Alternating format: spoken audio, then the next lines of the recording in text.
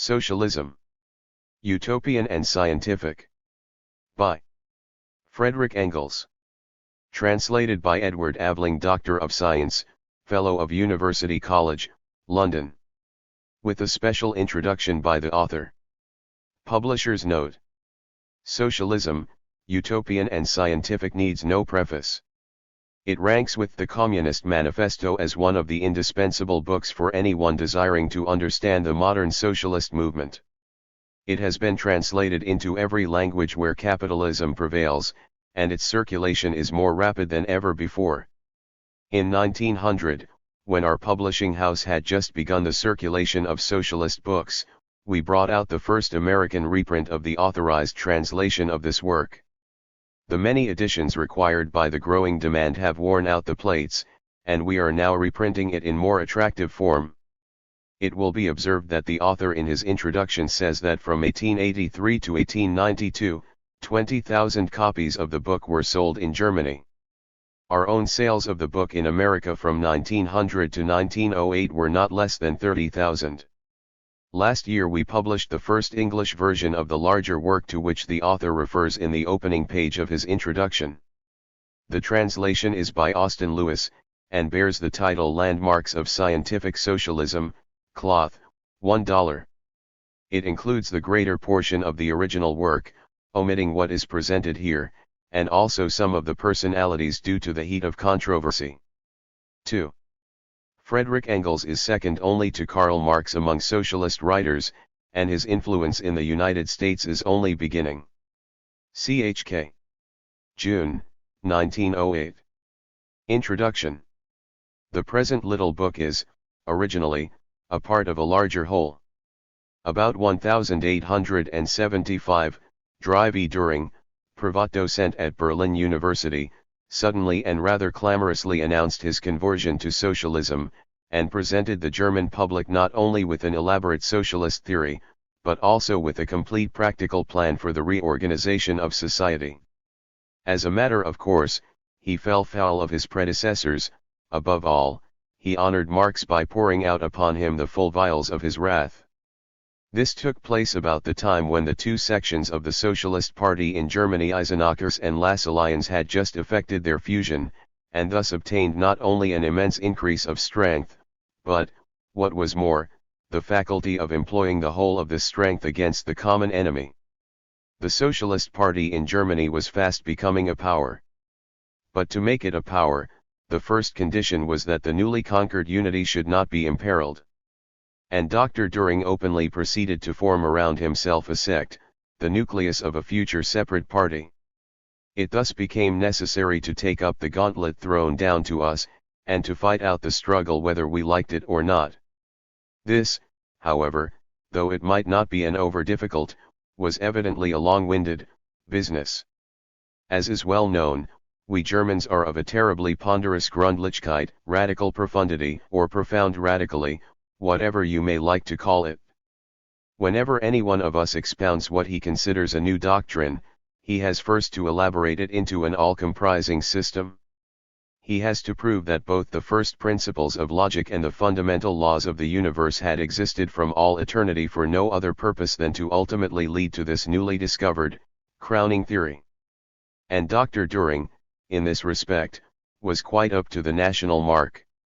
Nothing less than a complete system of philosophy, mental, moral, natural, and historical, a complete system of political economy and socialism, and, finally, a critical history of political economy. 3 big volumes in octavo, heavy extrinsically and intrinsically, 3 army corps of arguments mobilized against all previous philosophers and economists in general, and against Marx in particular. In fact, an attempt at a complete revolution in science. These were what I should have to tackle.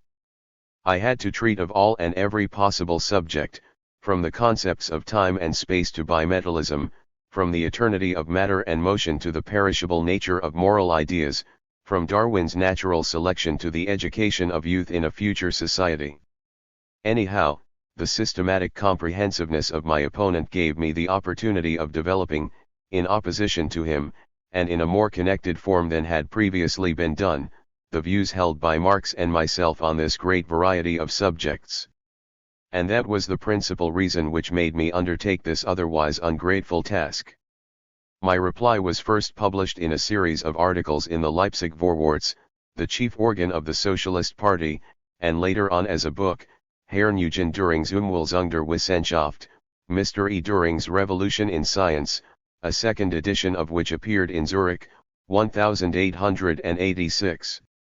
At the request of my friend, Paul Lafargue, now a representative of Lille in the French Chamber of Deputies, I arranged 3 chapters of this book as a pamphlet, which he translated and published in 1880, under the title Socialisme utopique et Socialisme scientifique. From this French text a Polish and a Spanish edition were prepared. In 1883, our German friends brought out the pamphlet in the original language. Italian, Russian, Danish, Dutch, and Romanian translations, based upon the German text, have since been published. Thus, with the present English edition, this little book circulates in 10 languages.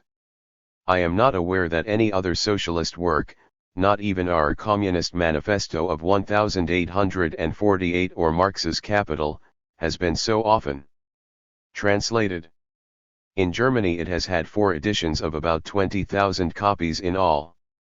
The economic terms used in this work, as far as they are new, agree with those used in the English edition of Marx's Capital. We call production of commodities that economic phase where articles are produced not only for the use of the producers, but also for purposes of exchange, that is, as commodities, not as use values. This phase extends from the first beginnings of production for exchange down to our present time. It attains its full development under capitalist production only, that is, under conditions where the capitalist, the owner of the means of production, employs, for wages, laborers, people deprived of all means of production except their own labor power, and pockets the excess of the selling price of the products over his outlay. We divide the history of industrial production since the Middle Ages into 3 periods: 1. Handicraft, small master craftsmen with a few journeymen and apprentices, where each laborer produces the complete article; 2. Manufacture, where greater numbers of workmen, grouped in one large establishment, produce the complete article on the principle of division of labor, each workman performing only one partial operation, so that the product is complete only after having passed successively through the hands of all. 3. Modern industry, where the product is produced by machinery driven by power, and where the work of the laborer is limited to superintending and correcting the performances of the mechanical agent. I am perfectly aware that the contents of this work will meet with objection from a considerable portion of the British public. But if we Continentals had taken the slightest notice of the prejudices of British respectability, we should be even worse off than we are. This book defends what we call historical materialism, and the word materialism grates upon the ears of the immense majority of British readers. Agnosticism might be tolerated, but materialism is utterly inadmissible. And yet the original home of all modern materialism, from the 17th century onwards, is England. Materialism is the natural-born son of Great Britain. Already the British schoolman, Duns Scotus, asked, whether it was impossible for matter to think. In order to effect this miracle, he took refuge in God's omnipotence, i.e., he made theology preach materialism. Moreover, he was a nominalist. Nominalism, the first form of materialism, is chiefly found among the English schoolmen. The real progenitor of English materialism is Bacon. To him natural philosophy is the only true philosophy, and physics based upon the experience of the senses is the chiefest part of natural philosophy.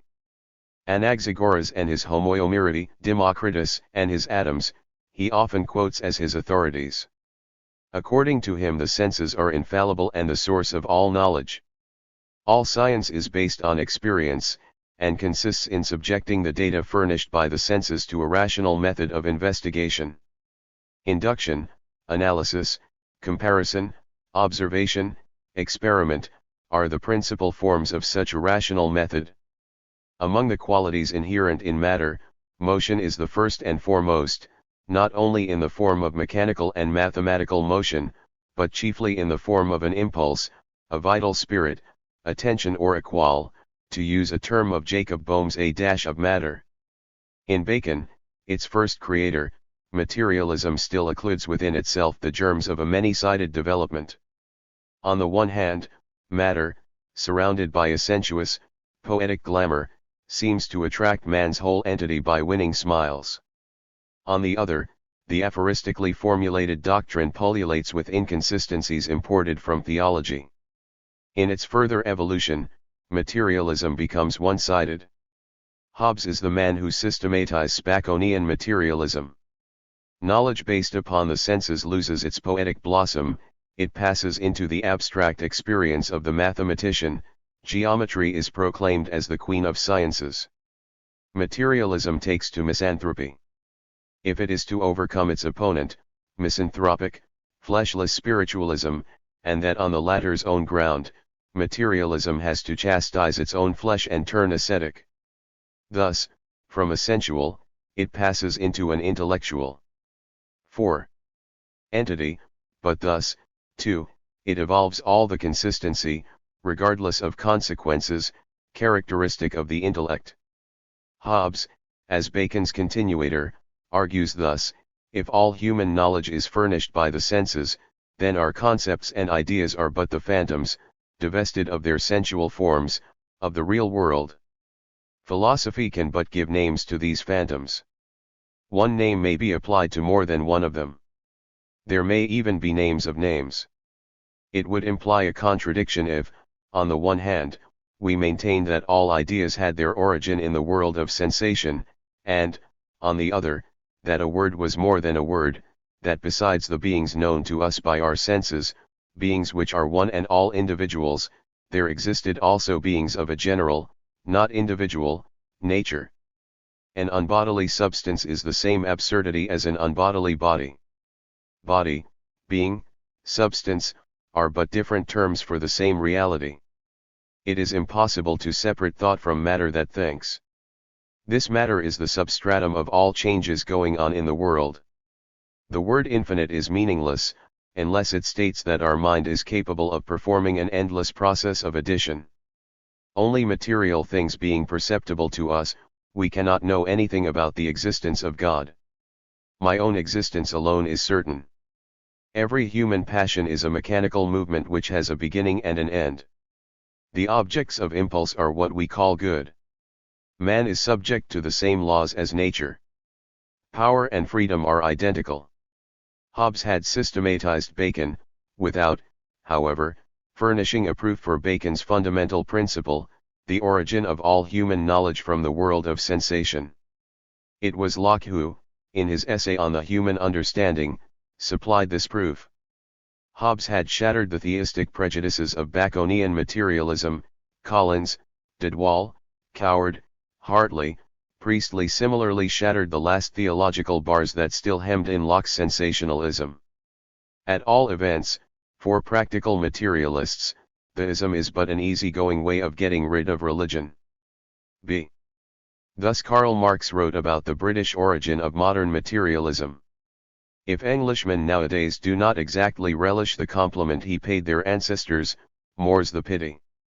It is none the less undeniable that Bacon, Hobbes, and Locke are the fathers of that brilliant school of French materialists which made the 18th century, in spite of all battles on land and sea won over Frenchmen by Germans and Englishmen, a preeminently French century, even before that crowning French Revolution, the results of which we outsiders, in England as well as in Germany, are still trying to acclimatize. There is no denying it.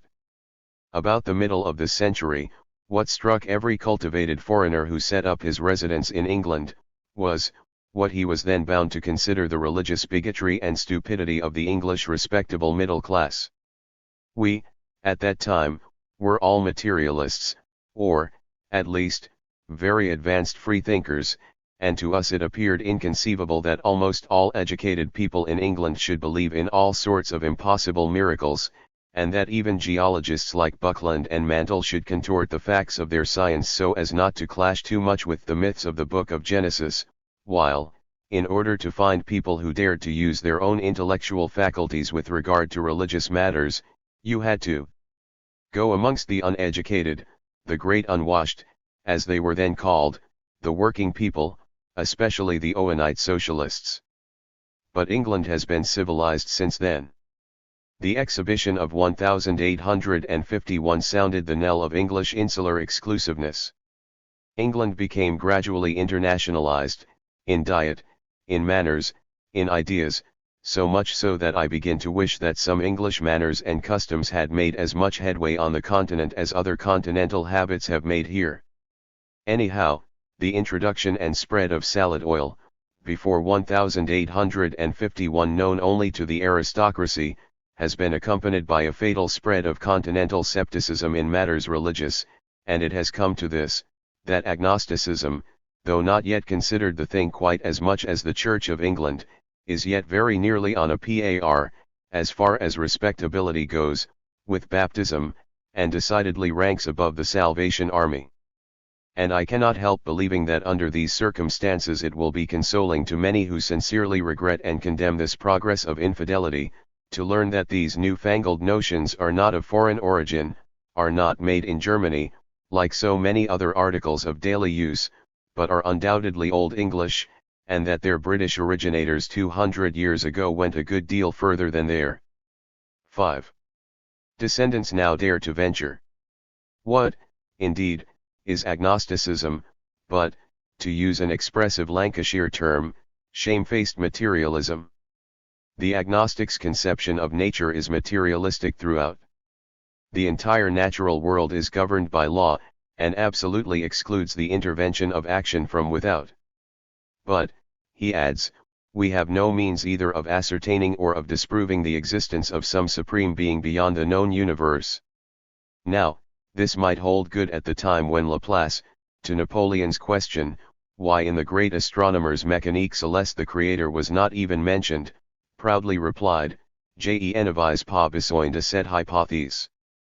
But nowadays, in our evolutionary conception of the universe, there is absolutely no room for either a creator or a ruler, and to talk of a supreme being shut out from the whole existing world, implies a contradiction in terms, and, as it seems to me, a gratuitous insult to the feelings of religious people.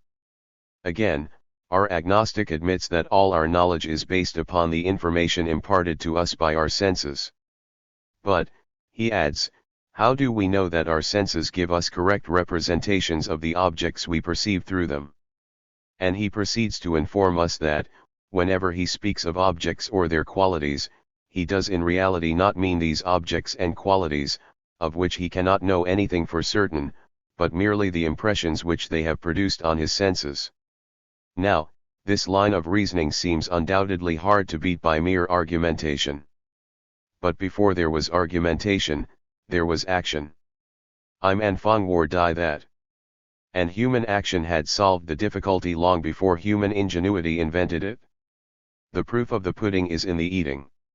From the moment we turn to our own use these objects, according to the qualities we perceive in them, we put to an infallible test the correctness or otherwise of our sense perceptions.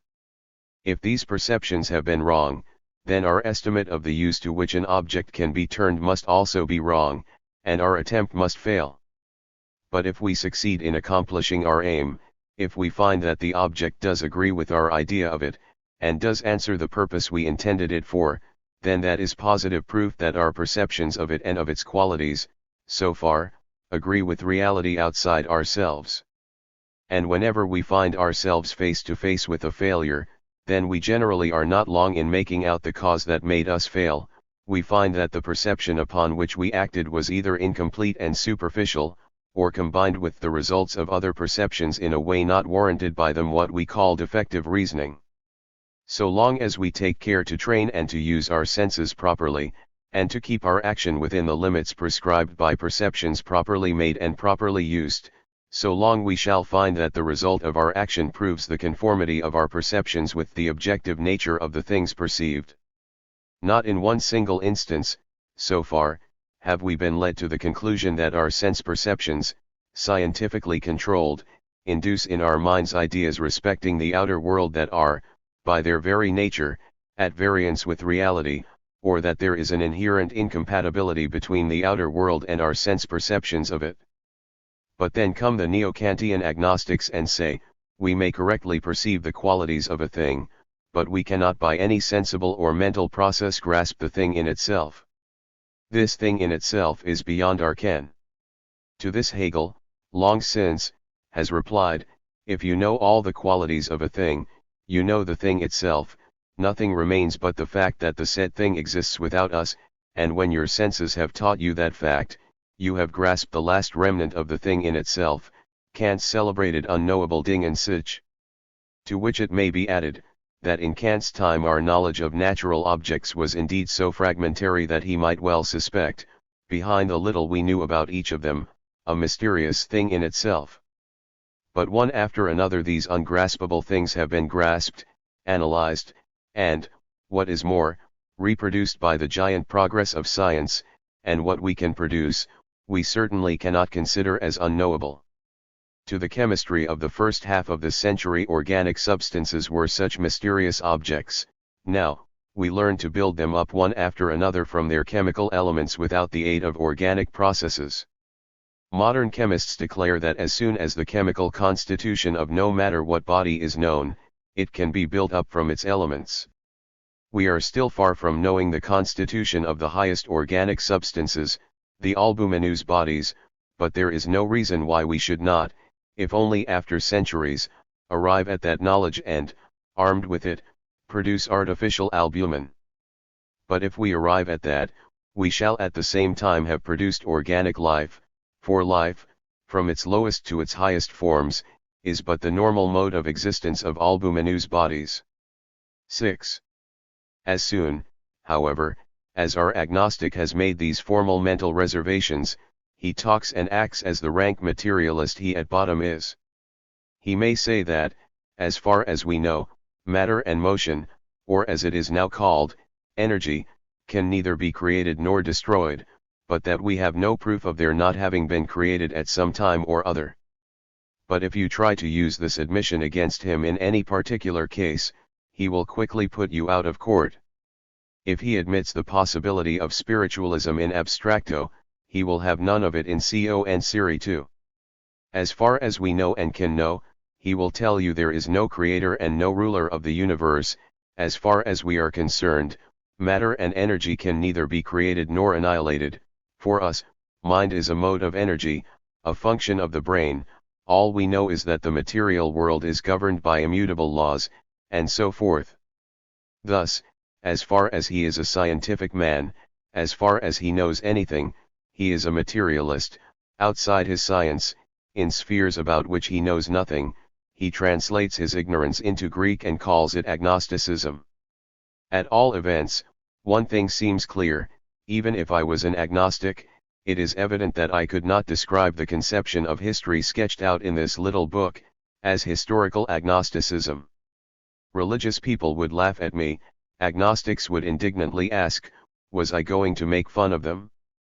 And thus I hope even British respectability will not be overshocked if I use, in English as well as in so many other languages, the term, historical materialism, to designate that view of the course of history, which seeks the ultimate cause and the great moving power of all important historic events in the economic development of society, in the changes in the modes of production and exchange, in the consequent division of society into distinct classes, and in the struggles of these classes against one another. This indulgence will perhaps be accorded to me all the sooner if I show that historical materialism may be of advantage even to British respectability. I have mentioned the fact, that about 40 or 50 years ago, any cultivated foreigner settling in England was struck by what he was then bound to consider the religious bigotry and stupidity of the English respectable middle class. I am now going to prove that the respectable English middle class of that time was not quite as stupid as it looked to the intelligent foreigner. Its religious leanings can be explained. When Europe emerged from the Middle Ages, the rising middle class of the towns constituted its revolutionary element. It had conquered a recognized position within medieval feudal organization, but this position, also, had become too narrow for its expansive power. The development of the middle class, the bourgeoisie, became incompatible with the maintenance of the feudal system. The feudal system, therefore, had to fall. But the great international center of feudalism was the Roman Catholic Church. It united the whole of feudalized Western Europe, in spite of all internal wars, into one grand political system, opposed as much to the schismatic Greeks as to the Mohammedan countries. It surrounded feudal institutions with the halo of divine consecration. It had organized its own hierarchy on the feudal model, and, lastly, it was itself by far the most powerful feudal lord, holding, as it did, fully 1/3 of the soil of the Catholic world. Before profane feudalism could be successively attacked in each country and in detail, this, its sacred central organization, had to be destroyed. Moreover, parallel with the rise of the middle class went on the great revival of science. Astronomy, mechanics, physics, anatomy, physiology, were again cultivated. And the bourgeoisie, for the development of its industrial production, required a science which ascertained the physical properties of natural objects and the modes of action of the forces of nature. Now up to then science had but been the humble handmaid of the Church, had not been allowed to overstep the limits set by faith, and for that reason had been no science at all. Science rebelled against the Church, the bourgeoisie could not do without science, and, therefore, had to join in the rebellion. The above, though touching but two of the points where the rising middle class was bound to come into collision with the established religion, will be sufficient to show, first, that the class most directly interested in the struggle against the pretensions of the Roman Church was the bourgeoisie, and second, that every struggle 7. Against feudalism, at that time, had to take on a religious disguise, had to be directed against the Church in the first instance. But if the universities and the traders of the cities started the cry, it was sure to find, and did find, a strong echo in the masses of the country people, the peasants, who everywhere had to struggle for their very existence with their feudal lords, spiritual and temporal. The long fight of the bourgeoisie against feudalism culminated in 3 great, decisive battles. The first was what is called the Protestant Reformation in Germany. The war cry raised against the Church by Luther was responded to by 2 insurrections of a political nature. First, that of the lower nobility under Franz von Sickingen, 1523, then the Great Peasants' War, 1525. Both were defeated, chiefly in consequence of the indecision of the parties most interested, the burghers of the towns, an indecision into the causes of which we cannot here enter. From that moment the struggle degenerated into a fight between the local princes and the central power, and ended by blotting out Germany, for 200 years, from the politically active nations of Europe. The Lutheran Reformation produced a new creed indeed, a religion adapted to absolute monarchy. No sooner were the peasants of northeast Germany converted to Lutheranism than they were from freemen reduced to serfs. But where Luther failed, Calvin won the day.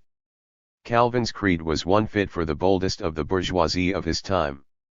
His predestination doctrine was the religious expression of the fact that in the commercial world of competition success or failure does not depend upon a man's activity or cleverness, but upon circumstances uncontrollable by him. It is not of him that willeth or of him that runneth, but of the mercy of unknown superior economic powers, and this was especially true at a period of economic revolution, when all old commercial routes and centers were replaced by new ones, when India and America were open to the world, and when even the most sacred economic articles of faith, the value of gold and silver, began to totter and to break down. Calvin's church constitution was thoroughly democratic and republican, and where the kingdom of God was republicanized, could the kingdoms of this world remain subject to monarchs, bishops, and lords. While German Lutheranism became a willing tool in the hands of princes, Calvinism founded a republic in Holland, and active republican parties in England, and, above all, Scotland. In Calvinism, the second great bourgeois upheaval found its doctrine ready cut and dried. This upheaval took place in England. The middle class of the towns brought it on, and the yeomanry of the country districts fought it out. Curiously enough, In all the three great bourgeois risings, the peasantry furnishes the army that has to do the fighting, and the peasantry is just the class that, the victory once gained, is most surely ruined by the economic consequences of that victory. 100 years after Cromwell, the yeomanry of England had almost disappeared. Anyhow, had it not been for that yeomanry and for the plebeian element in the towns, the bourgeoisie alone would never have fought the matter out to the bitter end, and would never have brought Charles I to the scaffold. In order to secure even those conquests of the bourgeoisie that were ripe for gathering at the time, the revolution had to be carried considerably further, exactly as in 1793 in France and 1848 in Germany. This seems, in fact, to be one of the laws of evolution of bourgeois society. Well, upon this excess of revolutionary activity there necessarily followed the inevitable reaction, which in its turn went beyond the point where it might have maintained itself. After a series of oscillations, the new center of gravity was at last attained and became a new starting point. The grand period of English history, known to respectability under the name of the Great Rebellion, and the struggles succeeding it, were brought to a close by the comparatively puny event entitled by liberal historians, the Glorious Revolution. The new starting point was a compromise between the rising middle class and the ex-feudal landowners. The latter, though called, as now, the aristocracy, had been long since on the way which led them to become what Louis Philippe in France became at a much later period, the first bourgeois of the kingdom. Fortunately for England, the old feudal barons had killed one another during the Wars of the Roses.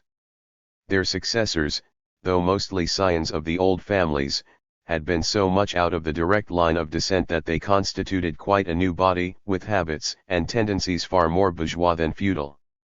They fully understood the value of money, and at once began to increase their rents by turning hundreds of small farmers out and replacing them by sheep. Henry VIII, while squandering the church lands, created fresh bourgeois landlords by wholesale, the innumerable confiscations of estates, regranted to absolute or relative upstarts, and continued during the whole of the 17th century, had the same result. Consequently, ever since Henry VII, the English aristocracy, far from counteracting the development of industrial production, had, on the contrary, sought to indirectly profit thereby, and there had always been a section of the great landowners willing, from economical or political reasons, to cooperate with the leading men of the financial and industrial bourgeoisie. The Compromise of 1689 was, therefore, easily accomplished. The political spoils of pelf and place were left to the great landowning families, provided the economic interests of the financial, manufacturing, and commercial middle class were sufficiently attended to. And these economic interests were at that time powerful enough to determine the general policy of the nation. There might be squabbles about matters of detail, but, on the whole, the aristocratic oligarchy knew too well that its own economic prosperity was irretrievably bound up with that of the industrial and commercial middle class. From that time, the bourgeoisie was a humble, but still a recognized component of the ruling classes of England. With the rest of them, it had a common interest in keeping in subjection the great working mass of the nation. The merchant or manufacturer himself stood in the position of master, or, as it was until lately called, of natural superior to his clerks, his workpeople, his domestic servants. His interest was to get as much and as good work out of them as he could. For this end they had to be trained to proper submission. He was himself religious, his religion had supplied the standard under which he had fought the king and the lords. He was not long in discovering the opportunities this same religion offered him for working upon the minds of his natural inferiors, and making them submissive to the behests of the masters it had pleased God to place over them. In short, the English bourgeoisie now had to take a part in keeping down the lower orders, the great producing mass of the nation, and one of the means employed for that purpose was the influence of religion. There was another fact that contributed to strengthen the religious leanings of the bourgeoisie. That was the rise of materialism in England. This new doctrine not only shocked the pious feelings of the middle class, it announced itself as a philosophy only fit for scholars and cultivated men of the world, in contrast to religion which was good enough for the uneducated masses, including the bourgeoisie. With Hobbes it stepped on the stage as a defender of royal prerogative and omnipotence. It called upon absolute monarchy to keep down that puer robusta sed maliciosus, to wit, the people. Similarly, with the successors of Hobbes, with Bolingbroke, Shaftesbury, etc., the new deistic form of materialism remained an aristocratic, esoteric doctrine, and, therefore, hateful to the middle class both for its religious heresy and for its anti-bourgeois political connections. Accordingly, in opposition to the materialism and deism of the aristocracy, those Protestant sects which had furnished the flag and the fighting contingent against the Stuarts, continued to furnish the main strength of the progressive middle class, and form even today the backbone of the great liberal party. In the meantime materialism passed from England to France, where it met and coalesced with another materialistic school of philosophers, a branch of Cartesianism. In France, too, it remained at first an exclusively aristocratic doctrine. But soon its revolutionary character asserted itself. The French materialists did not limit their criticism to matters of religious belief, they extended it to whatever scientific tradition or political institution they met with, and to prove the claim of their doctrine to universal application, they took the shortest cut, and boldly applied it to all subjects of knowledge in the giant work after which they were named the Encyclopaedia. Thus, in one or the other of its two forms avowed materialism or deism it became the creed of the whole cultured youth of France, so much so that, when the Great Revolution broke out, the doctrine hatched by English royalists gave a theoretical flag to French republicans and terrorists, and furnished the text for the Declaration of the Rights of Man. The Great French Revolution was the third uprising of the bourgeoisie, but the first that had entirely cast off the religious cloak, and was fought out on undisguised political lines. It was the first, too, that was really fought out to the destruction of one of the combatants, the aristocracy, and the complete triumph of the other, the bourgeoisie. In England the continuity of pre-revolutionary and post-revolutionary institutions, and the compromise between landlords and 9. capitalists, found its expression in the continuity of judicial precedents and in the religious preservation of the feudal forms of the law. In France the revolution constituted a complete breach with the traditions of the past, it cleared out the very last vestiges of feudalism, and created in the Code Civil a masterly adaptation of the old Roman law, that almost perfect expression of the juridical relations corresponding to the economic stage called by Marx the production of commodities to modern capitalistic conditions, so masterly that this French revolutionary code still serves as a model for reforms of the law of property in all other countries, not excepting England.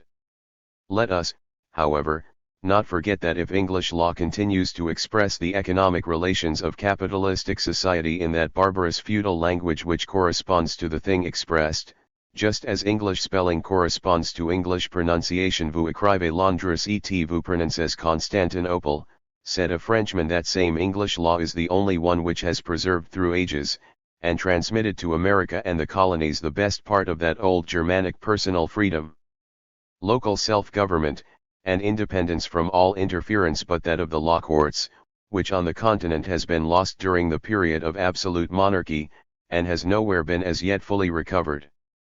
To return to our British bourgeois. The French Revolution gave him a splendid opportunity, with the help of the continental monarchies, to destroy French maritime commerce, to annex French colonies, and to crush the last French pretensions to maritime rivalry. That was one reason why he fought it. Another was that the ways of this revolution went very much against his grain. Not only its execrable terrorism, but the very attempt to carry bourgeois rule to extremes. What should the British bourgeois do without his aristocracy, that taught him manners, such as they were, and invented fashions for him, that furnished officers for the army, which kept order at home, and the navy, which conquered colonial possessions and new markets abroad? There was indeed a progressive minority of the bourgeoisie, that minority whose interests were not so well attended to under the compromise. This section, composed chiefly of the less wealthy middle class, did sympathize with the revolution, but it was powerless in Parliament. Thus, if materialism became the creed of the French Revolution, the God-fearing English bourgeois held all the faster to his religion. Had not the reign of terror in Paris proved what was the upshot, if the religious instincts of the masses were lost? The more materialism spread from France to neighboring countries, and was reinforced by similar doctrinal currents, notably by German philosophy, the more, in fact, materialism and free thought generally became, on the continent, the necessary qualifications of a cultivated man, the more stubbornly the English middle class stuck to its manifold religious creeds. These creeds might differ from one another, but they were, all of them, distinctly religious, Christian creeds. While the revolution ensured the political triumph of the bourgeoisie in France, in England Watt, Arkwright, Cartwright, and others, initiated an industrial revolution, which completely shifted the center of gravity of economic power. The wealth of the bourgeoisie increased considerably faster than that of the landed aristocracy. Within the bourgeoisie itself, the financial aristocracy, the bankers, etc., were more and more pushed into the background by the manufacturers. The Compromise of 1689, even after the gradual changes it had undergone in favor of the bourgeoisie, no longer corresponded to the relative position of the parties to it. The character of these parties, too, had changed. The bourgeoisie of 1830 was very different from that of the preceding century. The political power still left to the aristocracy, and used by them to resist the pretensions of the new industrial bourgeoisie, became incompatible with the new economic interests. A fresh struggle with the aristocracy was necessary. It could end only in a victory of the new economic power. First, the Reform Act was pushed through, in spite of all resistance, under the impulse of the French Revolution of 1830. It gave to the bourgeoisie a recognized and powerful place in Parliament. Then the repeal of the Corn Laws, which settled, once for all, the supremacy of the bourgeoisie, and especially of its most active portion, the manufacturers, over the landed aristocracy. This was the greatest victory of the bourgeoisie. It was, however, also the last it gained in its own, exclusive interest. Whatever triumphs it obtained later on, it had to share with a new social power, first its ally, but soon its rival. The Industrial Revolution had created a class of large manufacturing capitalists, but also a class, and a far more numerous one, of manufacturing workpeople. This class gradually increased in numbers, in proportion. 10. As the Industrial Revolution seized upon one branch of manufacture after another, and in the same proportion it increased in power. This power it proved as early as 1824, by forcing a reluctant parliament to repeal the acts forbidding combinations of workmen. During the reform agitation, the working men constituted the radical wing of the Reform Party, the Act of 1832 having excluded them from the suffrage. They formulated their demands in the People's Charter, and constituted themselves, in opposition to the great bourgeois anti-Corn Law Party, into an independent party, the Chartists, the first working men's party of modern times. Then came the Continental Revolutions of February and March, 1848, in which the working people played such a prominent part, and, at least in Paris, put forward demands which were certainly inadmissible from the point of view of capitalistic society. And then came the general reaction.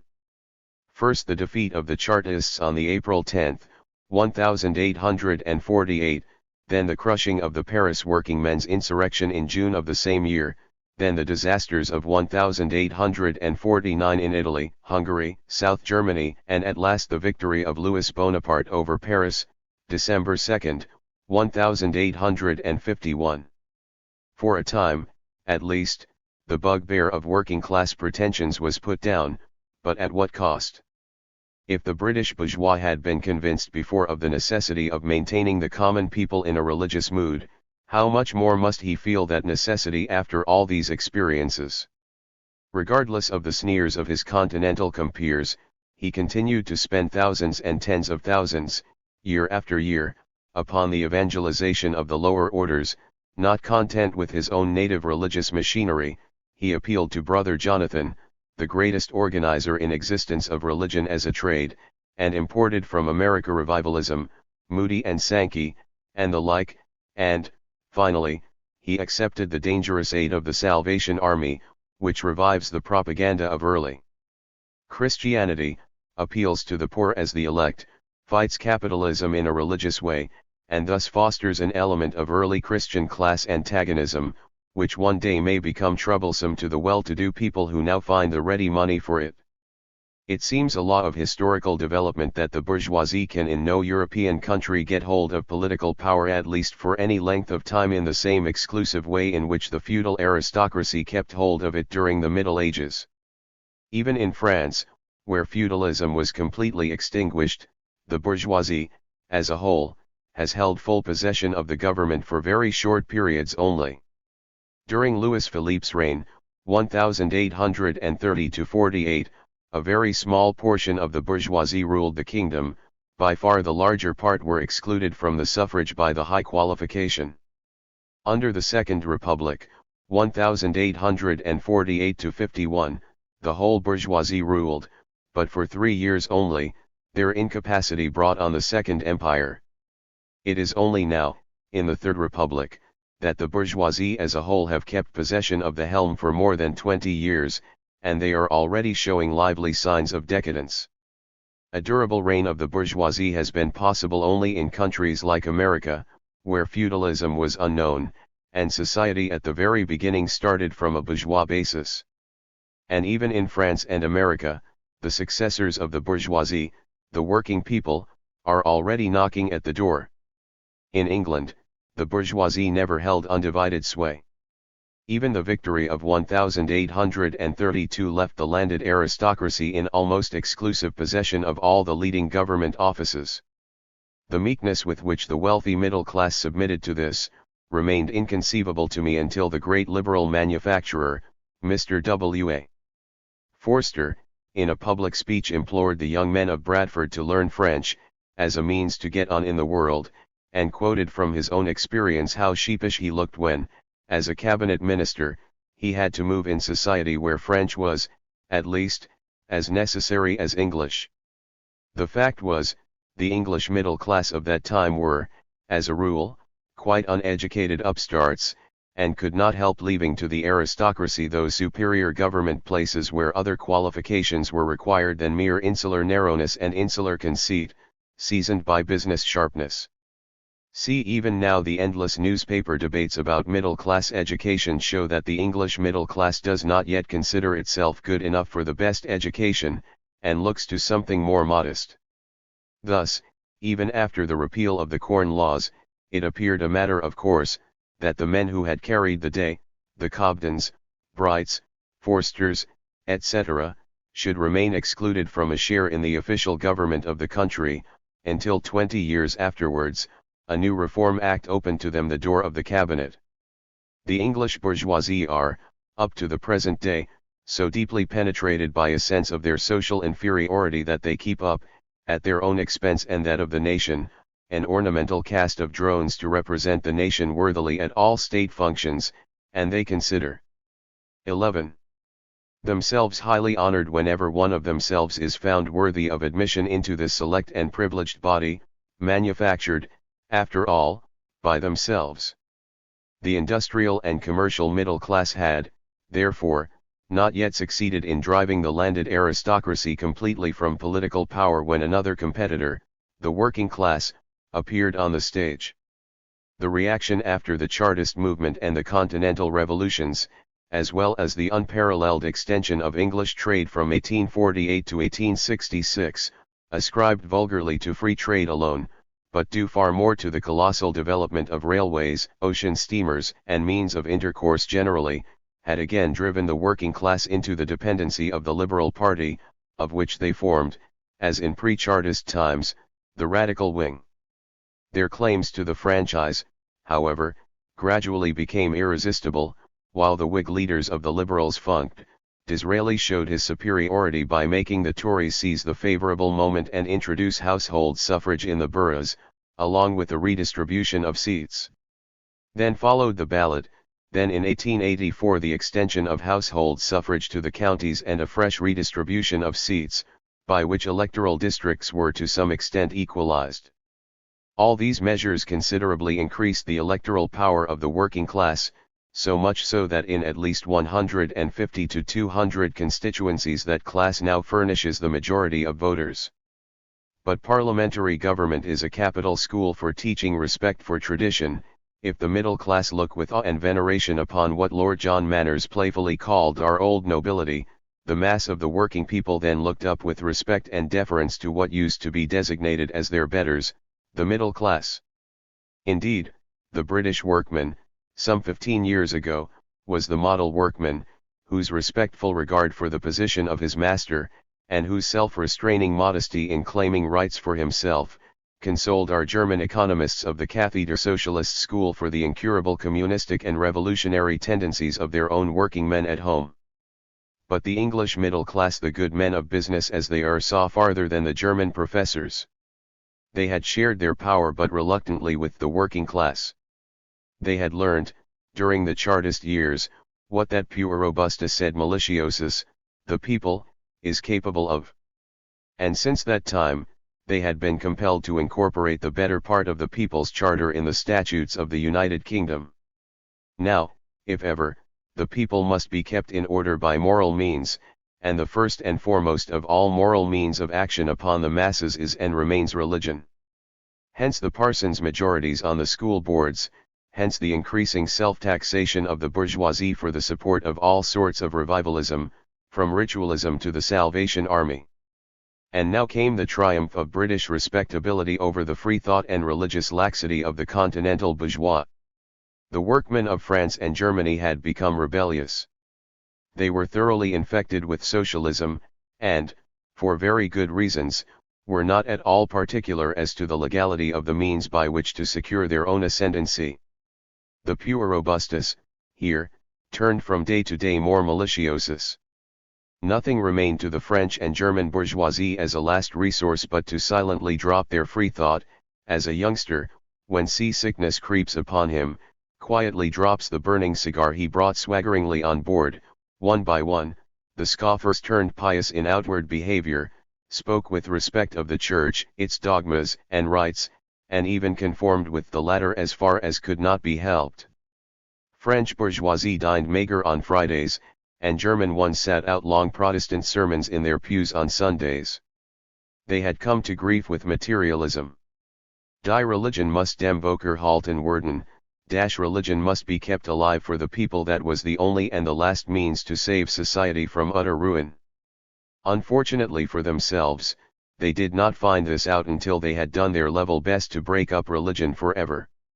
And now it was the turn of the British bourgeois to sneer and to say, "Why, you fools, I could have told you that 200 years ago."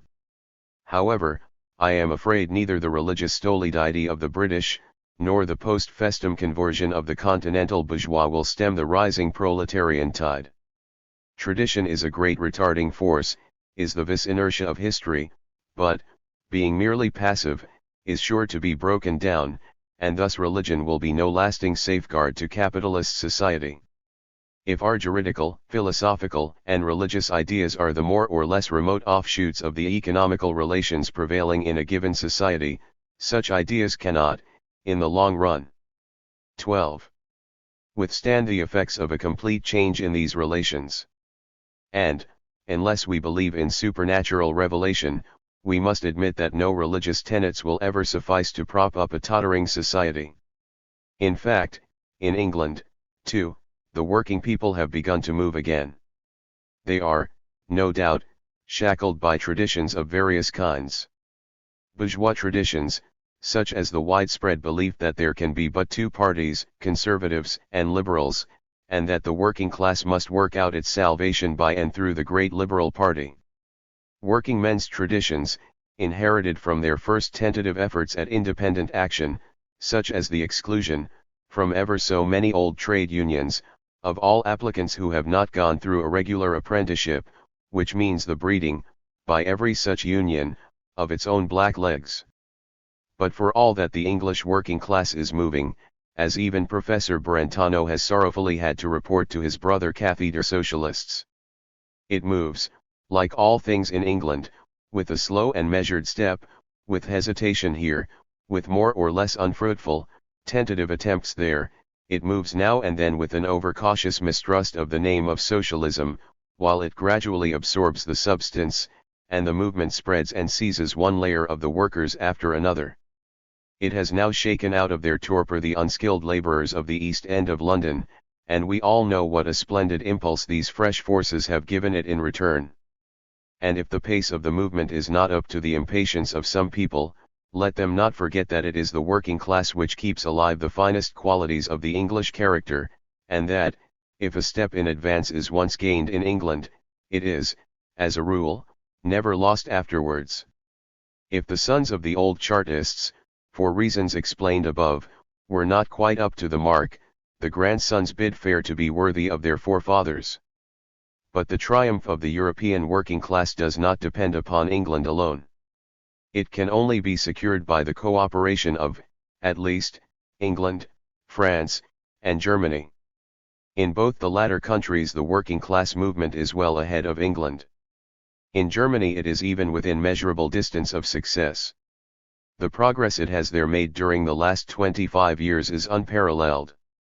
It advances with ever-increasing velocity.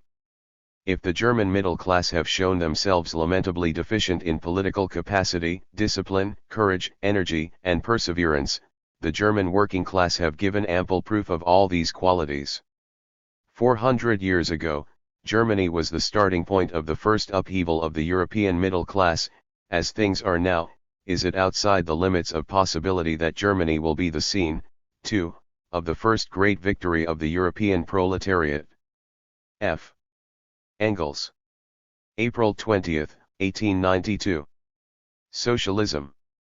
Utopian and scientific. I.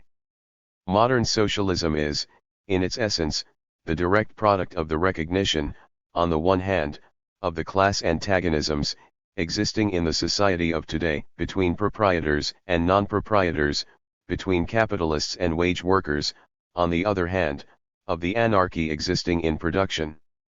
But, in its theoretical form, modern socialism originally appears ostensibly as a more logical extension of the principles laid down by the great French philosophers of the 18th century. Like every new theory, modern socialism had, at first, to connect itself with the intellectual stock in trade ready to its hand, however deeply its roots lay in material economic facts. The great men, who in France prepared men's minds for the coming revolution, were themselves extreme revolutionists. They recognized no external authority of any kind whatever. Religion, natural science, society, political institutions, everything, was subjected to the most unsparing criticism. Everything must justify its existence before the judgment seat of reason, or give up existence. Reason became the sole measure of everything. It was the time when, as Hegel says, the world stood upon its head first, in the sense that the human head, and the principles arrived at by its thought, claimed to be the basis of all human action and association, but by and by, also, in the wider sense that the reality which was in contradiction to these principles had, in fact, to be turned upside down. Every form of society and government then existing, every old traditional notion was flung into the lumber room as irrational. The world had hitherto allowed itself to be led solely by prejudices. Everything in the past deserved only pity and contempt. Now, for the first time, appeared the light of day, the kingdom of reason. Henceforth superstition, injustice, privilege, oppression, were to be superseded by eternal truth, eternal right, equality based on nature and the inalienable rights of man. We know today that this kingdom of reason was nothing more than the idealized kingdom of the bourgeoisie, that this eternal right found its realization in bourgeois justice, that this equality reduced itself to bourgeois equality before the law, that bourgeois property was proclaimed as one of the essential rights of man, and that the government of reason, the contrat social of Rousseau, came into being, and only could come into being, as a democratic bourgeois republic. The great thinkers of the 18th century could, no more than their predecessors, go beyond the limits imposed upon them by their epoch. But, side by side with the antagonism of the feudal nobility and the burghers, who claimed to represent all the rest of society, was the general antagonism of exploiters and exploited, of rich idlers and poor workers. It was this very circumstance that made it possible for the representatives of the bourgeoisie to put themselves forward as representing, not one special class, but the whole of suffering humanity. Still further, from its origin, the bourgeoisie was saddled with its antithesis: capitalists cannot exist without wage workers, and, in the same proportion as the medieval burgher of the guild developed into the modern bourgeois, the guild journeyman and the day laborer, outside the guilds, developed into the proletarian. And although, upon the whole, the bourgeoisie, in their struggle with the nobility, could claim to represent at the same time the interests of the different working classes of that period, yet in every great bourgeois movement there were independent outbursts of that class which was the forerunner, more or less developed, of the modern proletariat. For example, at the time of the German Reformation and the Peasants' War, the Anabaptists and 14. Thomas Munzer, in the Great English Revolution, the Levellers, in the Great French Revolution, Babeuf. There were theoretical enunciations corresponding with these revolutionary uprisings of a class not yet developed, in the 16th and 17th centuries, utopian pictures of ideal social conditions, in the 18th, actual communistic theories, Morelli and Mably. The demand for equality was no longer limited to political rights, it was extended also to the social conditions of individuals. It was not simply class privileges that were to be abolished, but class distinctions themselves. A communism, ascetic, denouncing all the pleasures of life, Spartan, was the first form of the new teaching. Then came the three great utopians, Saint Simon, to whom the middle-class movement, side by side with the proletarian, still had a certain significance, Fourier, and Owen, who in the country where capitalist production was most developed, and under the influence of the antagonisms begotten of this, worked out his proposals for the removal of class distinctions systematically and in direct relation to French materialism. One thing is common to all three. Not one of them appears as a representative of the interests of that proletariat, which historical development had, in the meantime, produced. Like the French philosophers, they do not claim to emancipate a particular class to begin with, but all humanity at once. Like them, they wish to bring in the kingdom of reason and eternal justice, but this kingdom, as they see it, is as far as heaven from earth, from that of the French philosophers. For, to our three social reformers, the bourgeois world, based upon the principles of these philosophers, is quite as irrational and unjust, and, therefore, finds its way in the dust hole quite as readily as feudalism and all the earlier stages of society. If pure reason and justice have not, hitherto, ruled the world, this has been the case only because men have not rightly understood them. What was wanted was the individual man of genius, who has now arisen and who understands the truth. That he has now arisen, that the truth has now been clearly understood, is not an inevitable event, following of necessity in the chain of historical development, but a mere happy accident. He might just as well have been born 500 years earlier, and might then have spared humanity 500 years of error, strife, and suffering. We saw how the French philosophers of the 18th century, the forerunners of the Revolution, appealed to reason as the sole judge of all that is. A rational government, rational society, were to be founded, everything that ran counter to eternal reason was to be remorselessly done away with. We saw also that this eternal reason was in reality nothing but the idealized understanding of the 18th century citizen, just then evolving into the bourgeois. The French Revolution had realized this rational society and government. But the new order of things, rational enough as compared with earlier conditions, turned out to be by no means absolutely rational. The state based upon reason completely collapsed. Rousseau's contrat social had found its realization in the Reign of Terror, from which the bourgeoisie, who had lost confidence in their own political capacity, had taken refuge first in the corruption of the Directorate, and, finally, under the wing of the Napoleonic despotism. The promised eternal peace was turned into an endless war of conquest. The society based upon reason had fared no better. The antagonism between rich and poor, instead of dissolving into general prosperity, had become intensified by the removal of the guild and other privileges, which had to some extent bridged it over, and by the removal of the charitable institutions of the Church. The freedom of property from feudal fetters, now veritably accomplished, turned out to be, for the small capitalists and small proprietors, the freedom to sell their small property, crushed under the overmastering competition of the large capitalists and landlords, to these great lords, and thus, as far as the small capitalists and peasant proprietors were concerned, became freedom from property. The development of industry upon a capitalistic basis made poverty and misery of the working masses conditions of existence of society. Cash payment became more and more, in Carlyle's phrase, the sole nexus between man and man. The number of crimes increased from year to year. Formerly, the feudal vices had openly stalked about in broad daylight, though not eradicated, they were now at any rate thrust into the background. In their stead, the bourgeois vices, hitherto practiced in secret, began to blossom all the more luxuriantly. Trade became to a greater and greater extent cheating. The fraternity of the revolutionary motto was realized in the chicanery and rivalries of the Battle of 15. Competition. Oppression by force was replaced by corruption, the sword, as the first social lever, by gold. The right of the first knight was transferred from the feudal lords to the bourgeois manufacturers. Prostitution increased to an extent never heard of. Marriage itself remained, as before, the legally recognized form, the official cloak of prostitution, and, moreover, was supplemented by rich crops of adultery.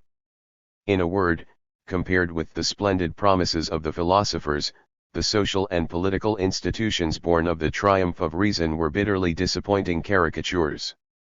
All that was wanting was the men to formulate this disappointment, and they came with the turn of the century. In 1802 Saint Simon's Geneva Letters appeared, in 1808 appeared Fourier's first work, although the groundwork of his theory dated from 1799, on January 1, 1800, Robert Owen undertook the direction of New Lanark. At this time, however, the capitalist mode of production, and with it the antagonism between the bourgeoisie and the proletariat, was still very incompletely developed. Modern industry, which had just arisen in England, was still unknown in France. But modern industry develops, on the one hand, the conflicts which make absolutely necessary a revolution in the mode of production, and the doing away with its capitalistic character conflicts not only between the classes begotten of it, but also between the very productive forces and the forms of exchange created by it. And, on the other hand, it develops, in these very gigantic productive forces, the means of ending these conflicts. If, therefore, about the year 1800, the conflicts arising from the new social order were only just beginning to take shape, this holds still more fully as to the means of ending them. The have-nothing masses of Paris, during the Reign of Terror, were able for a moment to gain the mastery, and thus to lead the bourgeois revolution to victory in spite of the bourgeoisie themselves. But, in doing so, they only proved how impossible it was for their domination to last under the conditions then obtaining. The proletariat, which then for the first time evolved itself from these have-nothing masses as the nucleus of a new class, as yet quite incapable of independent political action, appeared as an oppressed, suffering order, to whom, in its incapacity to help itself, help could, at best, be brought in from without, or down from above. This historical situation also dominated the founders of socialism. To the crude conditions of capitalistic production and the crude class conditions corresponded crude theories. The solution of the social problems, which as yet lay hidden in undeveloped economic conditions, the Utopians attempted to evolve out of the human brain. Society presented nothing but wrongs, to remove these was the task of reason.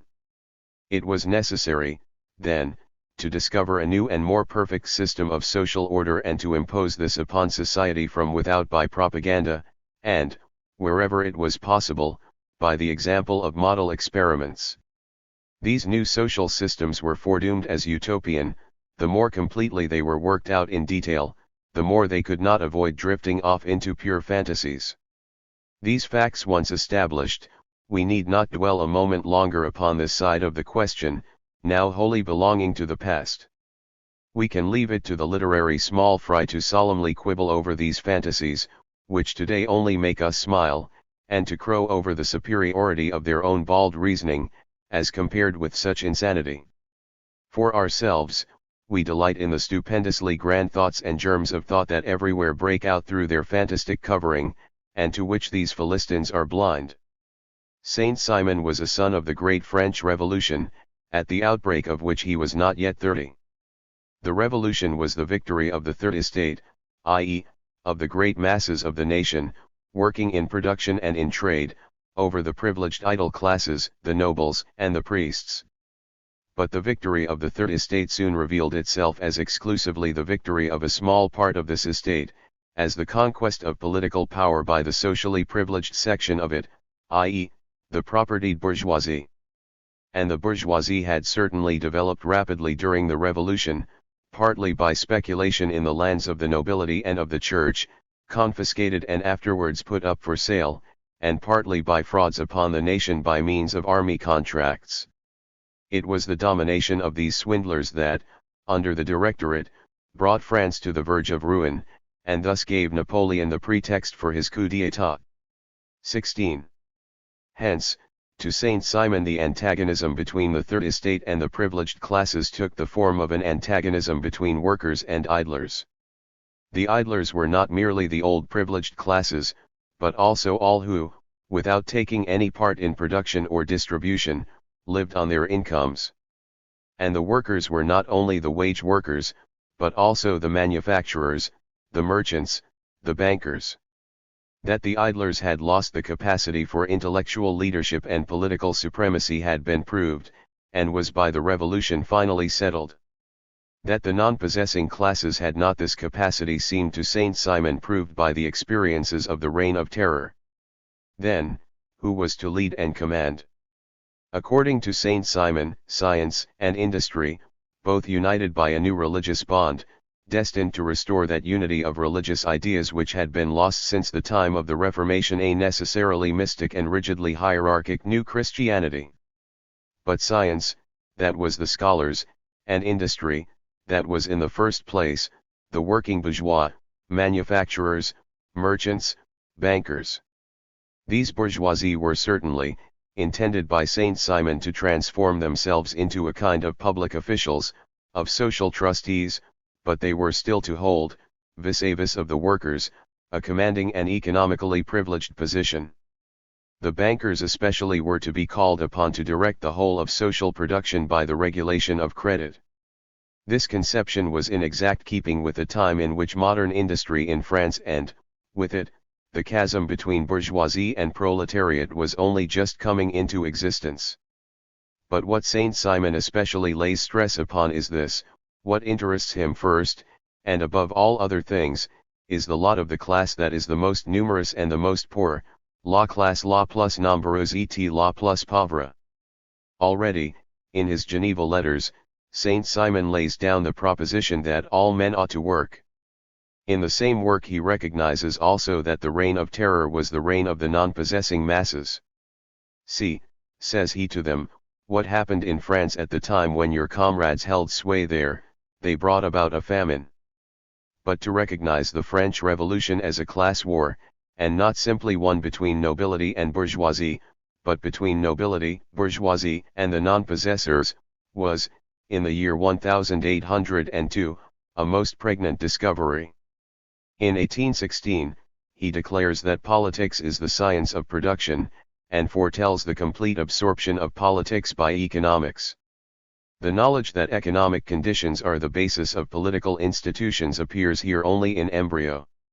Yet what is here already very plainly expressed is the idea of the future conversion of political rule over men into an administration of things and a direction of processes of production, that is to say, the abolition of the state, about which recently there has been so much noise. Saint Simon shows the same superiority over his contemporaries, when in 1814, immediately after the entry of the Allies into Paris, and again in 1815, during the 100 Days' War, he proclaims the alliance of France with England, and then of both these countries with Germany, as the only guarantee for the prosperous development and peace of Europe. To preach to the French in 1815 an alliance with the victors of Waterloo required as much courage as historical foresight. If in Saint Simon we find a comprehensive breadth of view, by virtue of which almost all the ideas of later socialists, that are not strictly economic, are found in him in embryo, we find in Fourier a criticism of the existing conditions of society genuinely French and witty, but not upon that account any the less thorough. Fourier takes the bourgeoisie, their inspired prophets before the Revolution, and their interested eulogists after it, at their own word. He lays bare remorselessly the material and moral misery of the bourgeois world. He confronts it with the earlier philosophers' dazzling promises of a society in which reason alone should reign, of a civilization in which happiness should be universal, of an illimitable human perfectibility, and with the rose-colored phraseology of the bourgeois ideologists of his time. He points out how everywhere the most pitiful reality corresponds with the most high-sounding phrases, and he overwhelms this hopeless fiasco of phrases with his mordant sarcasm. Fourier is not only a critic, his imperturbably serene nature makes him a satirist, and assuredly one of the greatest satirists of all time. He depicts, with equal power and charm, the swindling speculations that blossomed out upon the downfall of the Revolution, and the shopkeeping spirit prevalent in, and characteristic of, French commerce at that time. Still more masterly is his criticism of the bourgeois form of the relations between the sexes, and the position of woman in bourgeois society. He was the first to declare that in any 17. Given society the degree of woman's emancipation is the natural measure of the general emancipation. But Fourier is at his greatest in his conception of the history of society. He divides its whole course, thus far, into 4 stages of evolution: savagery, barbarism, the patriarchate, civilization. This last is identical with the so-called civil, or bourgeois, society of today, i.e., with the social order that came in with the 16th century. He proves that the civilized stage raises every vice practiced by barbarism in a simple fashion, into a form of existence, complex, ambiguous, equivocal, hypocritical. That civilization moves in a vicious circle, in contradictions which it constantly reproduces without being able to solve them, hence it constantly arrives at the very opposite to that which it wants to attain, or pretends to want to attain, so that, example, under civilization poverty is born of superabundance itself. Fourier, as we see, uses the dialectic method in the same masterly way as his contemporary Hegel. Using these same dialectics, he argues, against the talk about illimitable human perfectibility, that every historical phase has its period of ascent and also its period of descent, and he applies this observation to the future of the whole human race. As Kant introduced into natural science the idea of the ultimate destruction of the earth, Fourier introduced into historical science that of the ultimate destruction of the human race. Whilst in France the hurricane of the Revolution swept over the land, in England a quieter, but not on that account less tremendous, revolution was going on.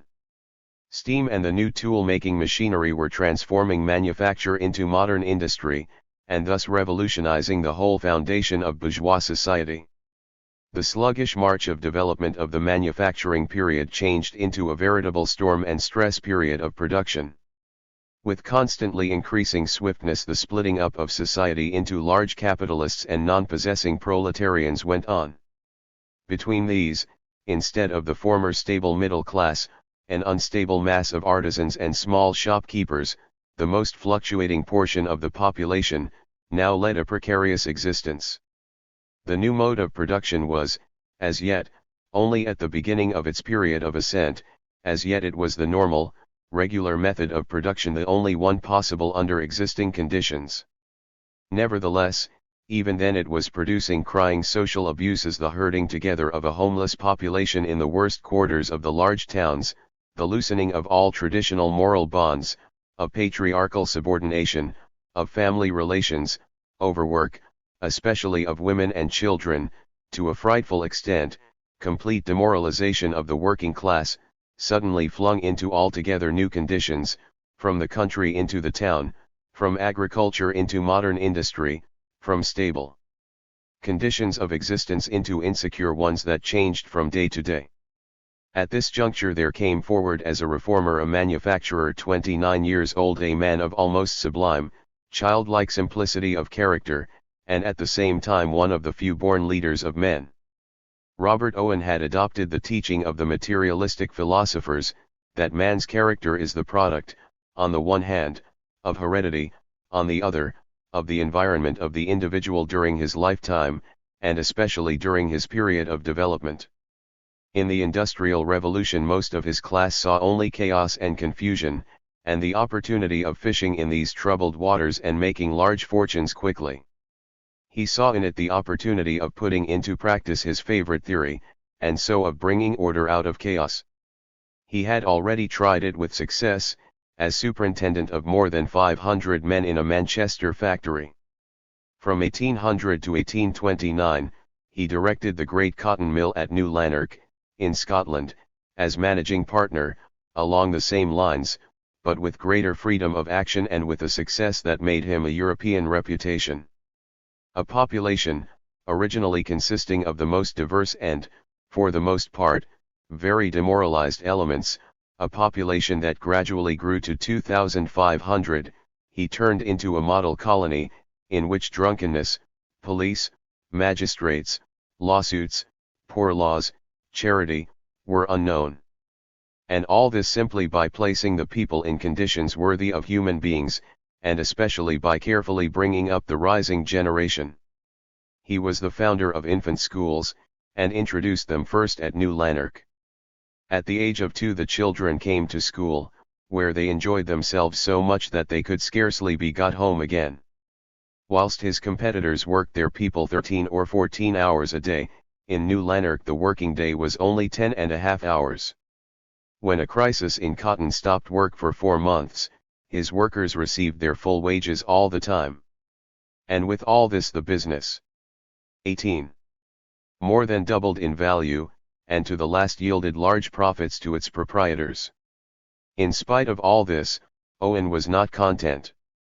The existence which he secured for his workers was, in his eyes, still far from being worthy of human beings. The people were slaves at my mercy. The relatively favorable conditions in which he had placed them were still far from allowing a rational development of the character and of the intellect in all directions, much less of the free exercise of all their faculties. And yet, the working part of this population of 2,500 persons was daily producing as much real wealth for society as, less than half a century before, it would have required the working part of a population of 600,000 to create. I asked myself, what became of the difference between the wealth consumed by 2,500 persons and that which would have been consumed by 600,000? 2. The answer was clear. It had been used to pay the proprietors of the establishment 5 per center on the capital they had laid out, in addition to over £300,000 clear profit. And that which held for New Lanark held to a still greater extent for all the factories in England. If this new wealth had not been created by machinery, imperfectly as it has been applied, the wars of Europe, in opposition to Napoleon, and to support the aristocratic principles of society, could not have been maintained. And yet this new power was the creation of the working classes. 3. To them, therefore, the fruits of this new power belonged. The newly created gigantic productive forces, hitherto used only to enrich individuals and to enslave the masses, offered to Owen the foundations for a reconstruction of society. They were destined, as the common property of all, to be worked for the common good of all. Owen's communism was based upon this purely business foundation, the outcome, so to say, of commercial calculation. Throughout, it maintained this practical character. Thus, in 1823, Owen proposed the relief of the distress in Ireland by communist colonies, and drew up complete estimates of costs of founding them, yearly expenditure, and probable revenue. And in his definite plan for the future, the technical working out of details is managed with such practical knowledge. Ground plan, front and side and bird's eye views all included that the Owen method of social reform once accepted, there is from the practical point of view little to be said against the actual arrangement of details. His advance in the direction of communism was the turning point in Owen's life. As long as he was simply a philanthropist, he was rewarded with nothing but wealth, applause, honor, and glory. He was the most popular man in Europe. Not only men of his own class, but statesmen and princes listened to him approvingly. But when he came out with his communist theories, that was quite another thing. Three great obstacles seemed to him especially to block the path to social reform: private property, religion, the present form of marriage. He knew what confronted him if he attacked these: outlawry, excommunication from official society, the loss of his whole social position. But nothing of this prevented him from attacking them without fear of consequences, and what he had foreseen happened. Banished from official society, with a conspiracy of silence against him in the press, ruined by his unsuccessful communist experiments in America, in which he sacrificed all his fortune, he turned directly to the working class and continued working in their midst for 30 years. Every social movement, every real advance in England on behalf of the workers links itself onto the name of Robert Owen. He forced through in 1819, after 5 years fighting, the first law limiting the hours of labor of women and children in factories. He was president of the first Congress at which all the trade unions of England united in a single great trade association. He introduced as transition measures to the complete communistic organization of society, on the one hand, cooperative societies for retail trade and production. These have since that time, at least, given practical proof that the merchant and the manufacturer are socially quite unnecessary. On the other hand, he introduced labor bazaars for the exchange of the products of labor through the medium of labor notes, whose unit was a single hour of work, institutions necessarily doomed to failure, but completely anticipating Proudhon's Bank of Exchange of a much later period, and differing entirely from this in that it did not claim to be the panacea for all social ills, but only a first step towards a much more radical revolution of society. The Utopian's mode of thought has for a long time governed the socialist ideas of the 19th century, and 19 still governs some of them. Until very recently all French and English socialists did homage to it. The earlier German communism, including that of Weitling, was of the same school. To all these socialism is the expression of absolute truth, reason, and justice, and has only to be discovered to conquer all the world by virtue of its own power. And as absolute truth is independent of time, space, and of the historical development of man, it is a mere accident when and where it is discovered. With all this, absolute truth, reason, and justice are different with the founder of each different school. And as each one's special kind of absolute truth, reason, and justice is again conditioned by his subjective understanding, his conditions of existence, the measure of his knowledge and his intellectual training, there is no other ending possible in this conflict of absolute truths than that they shall be mutually exclusive one of the other.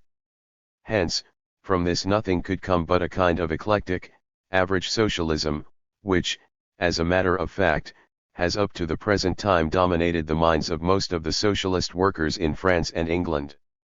Hence, a mishmash allowing of the most manifold shades of opinion, a mishmash of such critical statements, economic theories, pictures of future society by the founders of different sects, as excite a minimum of opposition, a mishmash which is the more easily brewed the more the definite sharp edges of the individual constituents are rubbed down in the stream of debate, like rounded pebbles in a brook. To make a science of socialism, it had first to be placed upon a real basis. Footnotes 1. This is the passage on the French Revolution. Thought, the concept of law, all at once made itself felt, and against this the old scaffolding of wrong could make no stand.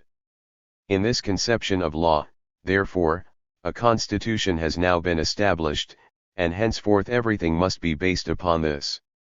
Since the sun had been in the firmament, and the planets circled round him, the sight had never been seen of man standing upon his head I.e., on the idea and building reality after this image. Anaxagoras first said that the nous, reason, rules the world, but now, for the first time, had man come to recognize that the idea must rule the mental reality. And this was a magnificent sunrise. All thinking beings have participated in celebrating this holy day. A sublime emotion swayed men at that time, an enthusiasm of reason pervaded the world, as if now had come the reconciliation of the divine principle with the world. Hegel, Philosophy of History, 1840, p. 535. Is it not high time to set the anti-socialist law in action against such teachings, subversive and to the common danger, by the late Professor Hegel? 2. From the Revolution in Mind and Practice, p. 21, a memorial addressed to all the Red Republicans, Communists and Socialists of Europe, and sent to the Provisional Government of France, 1848, and also to Queen Victoria and her responsible advisers. 3. Note, LC, p. 70. 2. In the meantime, along with and after the French philosophy of the 18th century had arisen the new German philosophy, culminating in Hegel. Its greatest merit was the taking up again of dialectics as the highest form of reasoning. The old Greek philosophers were all born natural dialecticians, and Aristotle, the most encyclopedic intellect of them, had already analyzed the most essential forms of dialectic thought. The newer philosophy, on the other hand, although in it also dialectics had brilliant exponents, e.g. Descartes and Spinoza, had, especially through English influence, become more and more rigidly fixed in the so-called metaphysical mode of reasoning, by which also the French of the 18th century were almost wholly dominated, at all events in their special philosophical work. Outside philosophy in the restricted sense, the French nevertheless produced masterpieces of dialectic. We need only call to mind Diderot's Le Neveu de Rameau, and Rousseau's Discours sur l'origine et les fondements de l'inégalité parmi les hommes. We give here, in brief, the essential character of these two modes of thought. 20. When we consider and reflect upon nature at large, or the history of mankind, or our own intellectual activity, at first we see the picture of an endless entanglement of relations and reactions, permutations and combinations, in which nothing remains what, where, and as it was, but everything moves, changes, comes into being and passes away. We see, therefore, at first the picture as a whole, with its individual parts still more or less kept in the background. We observe the movements, transitions, connections, rather than the things that move, combine, and are connected. This primitive, naive, but intrinsically correct conception of the world is that of ancient Greek philosophy, and was first clearly formulated by Heraclitus.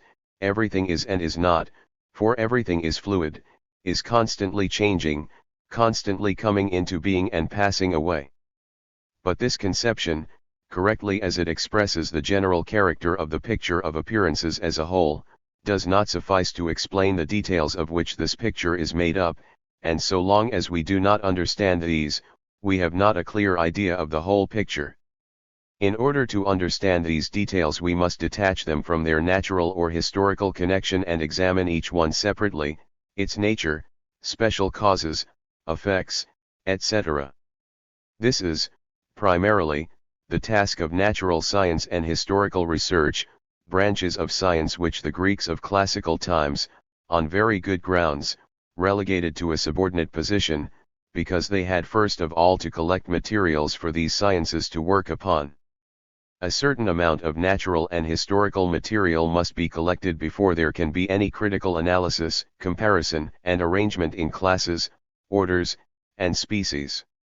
The foundations of the exact natural sciences were, therefore, first worked out by the Greeks of the Alexandrian period, and later on, in the Middle Ages, by the Arabs.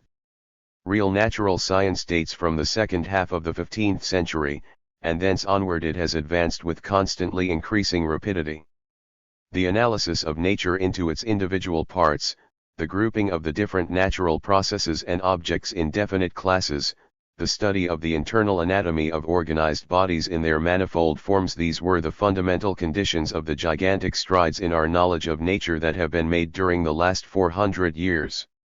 But this method of work has also left us as legacy the habit of observing natural objects and processes in isolation, apart from their connection with the vast whole, of observing them in repose, not in motion, as constants, not as essentially variables, in their death, not in their life. And when this way of looking at things was transferred by Bacon and Locke from natural science to philosophy, it begot the narrow, metaphysical mode of thought peculiar to the last century.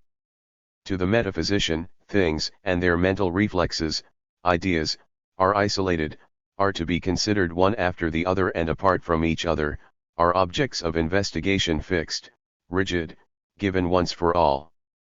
He thinks in absolutely irreconcilable antitheses. His communication is yea, nay, nay, for whatsoever is more than these cometh of evil. For him a thing either exists or does not exist, a thing cannot at the same time be itself and something else. Positive and negative absolutely exclude one another, cause and effect stand in a rigid antithesis one to the other. At first sight this mode of thinking seems to us very luminous, because it is that of so-called sound common sense. Only sound common sense, respectable fellow that he is, in the homely realm of his own four walls, has very wonderful adventures directly he ventures out into the wide world of research. And the metaphysical mode of thought, justifiable and necessary as it is in a number of domains whose extent varies according to the nature of the particular object of investigation, sooner or later reaches a limit, beyond which it becomes one-sided, restricted, abstract, lost in insoluble contradictions. In the contemplation of individual things, it forgets the connection between them, in the contemplation of their existence, it forgets the beginning and end of that existence, of their repose, it forgets their motion. It cannot see the wood for the trees. For everyday purposes we know and can say example whether an animal is alive or not. But, upon closer inquiry, we find that this is, in many cases, a very complex question, as the jurists know very well. They have cudgelled their brains in vain to discover a rational limit beyond which the killing of the child in its mother's womb is murder. It is just as impossible to determine absolutely the moment of death, for physiology proves that death is not an instantaneous, momentary phenomenon, but a very protracted process. In like manner, every organized being is every moment the same and not the same, every moment it 21. Assimilates matter supplied from without, and gets rid of other matter, every moment some cells of its body die and others build themselves anew, in a longer or shorter time the matter of its body is completely renewed, and is replaced by other molecules of matter, so that every organized being is always itself, and yet something other than itself. Further, we find upon closer investigation that the two poles of an antithesis, positive and negative, example are as inseparable as they are opposed, and that despite all their opposition, they mutually interpenetrate. And we find, in like manner, that cause and effect are conceptions which only hold good in their application to individual cases, but as soon as we consider the individual cases in their general connection with the universe as a whole, they run into each other, and they become confounded when we contemplate that universal action and reaction in which causes and effects are eternally changing places, so that what is effect here and now will be cause there and then, and vice versa. None of these processes and modes of thought enters into the framework of metaphysical reasoning. Dialectics, on the other hand, comprehends things and their representations, ideas, in their essential connection, concatenation, motion, origin, and ending. Such processes as those mentioned above are, therefore, so many corroborations of its own method of procedure. Nature is the proof of dialectics, and it must be said for modern science that it has furnished this proof with very rich materials increasing daily, and thus has shown that, In the last resort, nature works dialectically and not metaphysically, that she does not move in the eternal oneness of a perpetually recurring circle, but goes through a real historical evolution. In this connection Darwin must be named before all others. He dealt the metaphysical conception of nature the heaviest blow by his proof that all organic beings, plants, animals, and man himself, are the products of a process of evolution going on through millions of years. But the naturalists who have learned to think dialectically are few and far between, and this conflict of the results of discovery with preconceived modes of thinking explains the endless confusion now reigning in theoretical natural science, the despair of teachers as well as learners, of authors and readers alike. An exact representation of the universe, of its evolution, of the development of mankind, and of the reflection of this evolution in the minds of men, can therefore only be obtained by the methods of dialectics with its constant regard to the innumerable actions and reactions of life and death, of progressive or retrogressive changes. And in this spirit the new German philosophy has worked. Kant began his career by resolving the stable solar system of Newton and its eternal duration, after the famous initial impulse had once been given, into the result of a historic process, the formation of the Sun and all the planets out of a rotating nebulous mass. From this he at the same time drew the conclusion that, given this origin of the solar system, its future death followed of necessity. His theory half a century later was established mathematically by Laplace, and half a century after that the spectroscope proved the existence in space of such incandescent masses of gas in various stages of condensation. This new German philosophy culminated in the Hegelian system. In this system, and herein is its great merit, for the first time the whole world, natural, historical, intellectual, is represented as a process, i.e., as in constant motion, change, transformation, development, and the attempt is made to trace out the internal connection that makes a continuous whole of all this movement and development. From this point of view the history of mankind no longer appeared as a wild whirl of senseless deeds of violence, all equally condemnable at the judgment seat of mature philosophic reason, and which are best forgotten as quickly as possible, but as the process of evolution of man himself. It was now the task of the intellect to follow the gradual march of this process through all its devious ways, and to trace out the inner law running through all its apparently accidental phenomena. That the Hegelian system did not solve the problem it propounded is here immaterial. Its epoch-making merit was that it propounded the problem. This problem is one that no single individual will ever be able to solve. Although Hegel was with Saint Simon the most encyclopedic mind of his time, yet he was limited, first, by 22. The necessarily limited extent of his own knowledge, and, second, by the limited extent and depth of the knowledge and conceptions of his age. To these limits a third must be added. Hegel was an idealist. To him the thoughts within his brain were not the more or less abstract pictures of actual things and processes, but, conversely, things and their evolution were only the realized pictures of the idea, existing somewhere from eternity before the world was. This way of thinking turned everything upside down, and completely reversed the actual connection of things in the world. Correctly and ingeniously as many individual groups of facts were grasped by Hegel, yet, for the reasons just given, there is much that is botched, artificial, labored, in a word, wrong in point of detail. The Hegelian system, in itself, was a colossal miscarriage, but it was also the last of its kind. It was suffering, in fact, from an internal and incurable contradiction. Upon the one hand, its essential proposition was the conception that human history is a process of evolution, which, by its very nature, cannot find its intellectual final term in the discovery of any so-called absolute truth. But, on the other hand, it laid claim to being the very essence of this absolute truth. A system of natural and historical knowledge, embracing everything, and final for all time, is a contradiction to the fundamental law of dialectic reasoning. This law, indeed, by no means excludes, but, on the contrary, includes the idea that the systematic knowledge of the external universe can make giant strides from age to age. the perception of the fundamental contradiction in German idealism led necessarily back to materialism, but nota bene, not to the simply metaphysical, exclusively mechanical materialism of the 18th century. Old materialism looked upon all previous history as a crude heap of irrationality and violence. Modern materialism sees in it the process of evolution of humanity, and aims at discovering the laws thereof. With the French of the 18th century, and even with Hegel, the conception obtained of nature as a whole, moving in narrow circles, and forever immutable, with its eternal celestial bodies, as Newton, and unalterable organic species, as Linnaeus, taught. Modern materialism embraces the more recent discoveries of natural science, according to which nature also has its history in time, the celestial bodies, like the organic species that, under favorable conditions, people them, being born and perishing.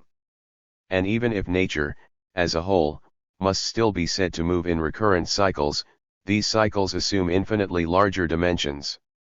In both aspects, modern materialism is essentially dialectic, and no longer requires the assistance of that sort of philosophy which, queen-like, pretended to rule the remaining mob of sciences. As soon as each special science is bound to make clear its position in the great totality of things and of our knowledge of things, a special science dealing with this totality is superfluous or unnecessary. That which still survives of all earlier philosophy is the science of thought and its laws, formal logic and dialectics. Everything else is subsumed in the positive science of nature and history. Whilst, however, the revolution in the conception of nature could only be made in proportion to the corresponding positive materials furnished by research, already much earlier certain historical facts had occurred which led to a decisive change in the conception of history. In 1831, the first working class rising took place in Lyons. Between 1838 and 1842, the first national working class movement, that of the English Chartists, reached its height.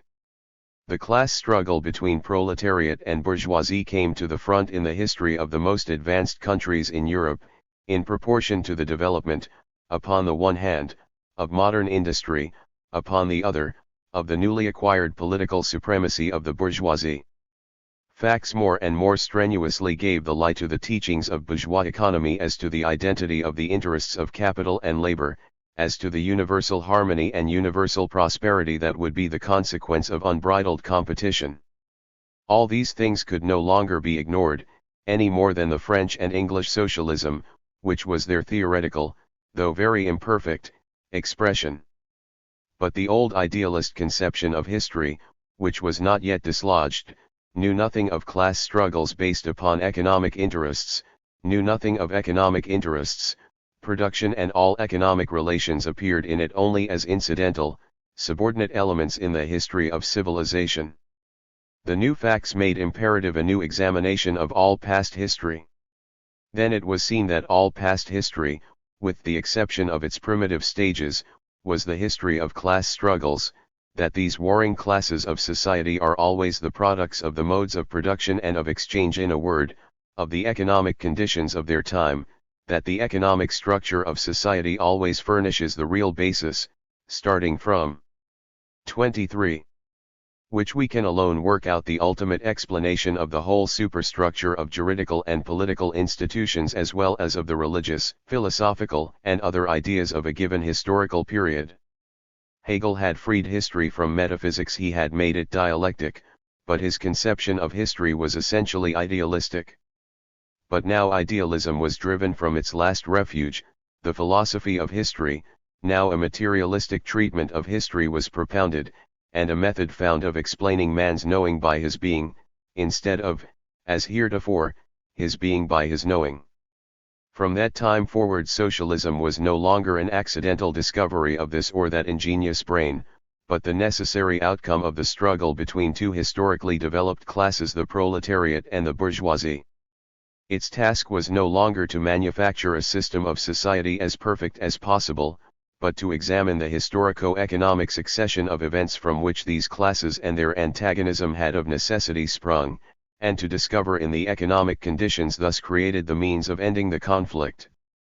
But the socialism of earlier days was as incompatible with this materialistic conception as the conception of nature of the French materialists was with dialectics and modern natural science. The socialism of earlier days certainly criticized the existing capitalistic mode of production and its consequences. But it could not explain them, and, therefore, could not get the mastery of them. It could only simply reject them as bad. The more strongly this earlier socialism denounced the exploitation of the working class, inevitable under capitalism, the less able was it clearly to show in what this exploitation consisted and how it arose. But for this it was necessary, 1. To present the capitalistic method of production in its historical connection and its inevitableness during a particular historical period, and therefore, also, to present its inevitable downfall, and, 2. To lay bare its essential character, which was still a secret.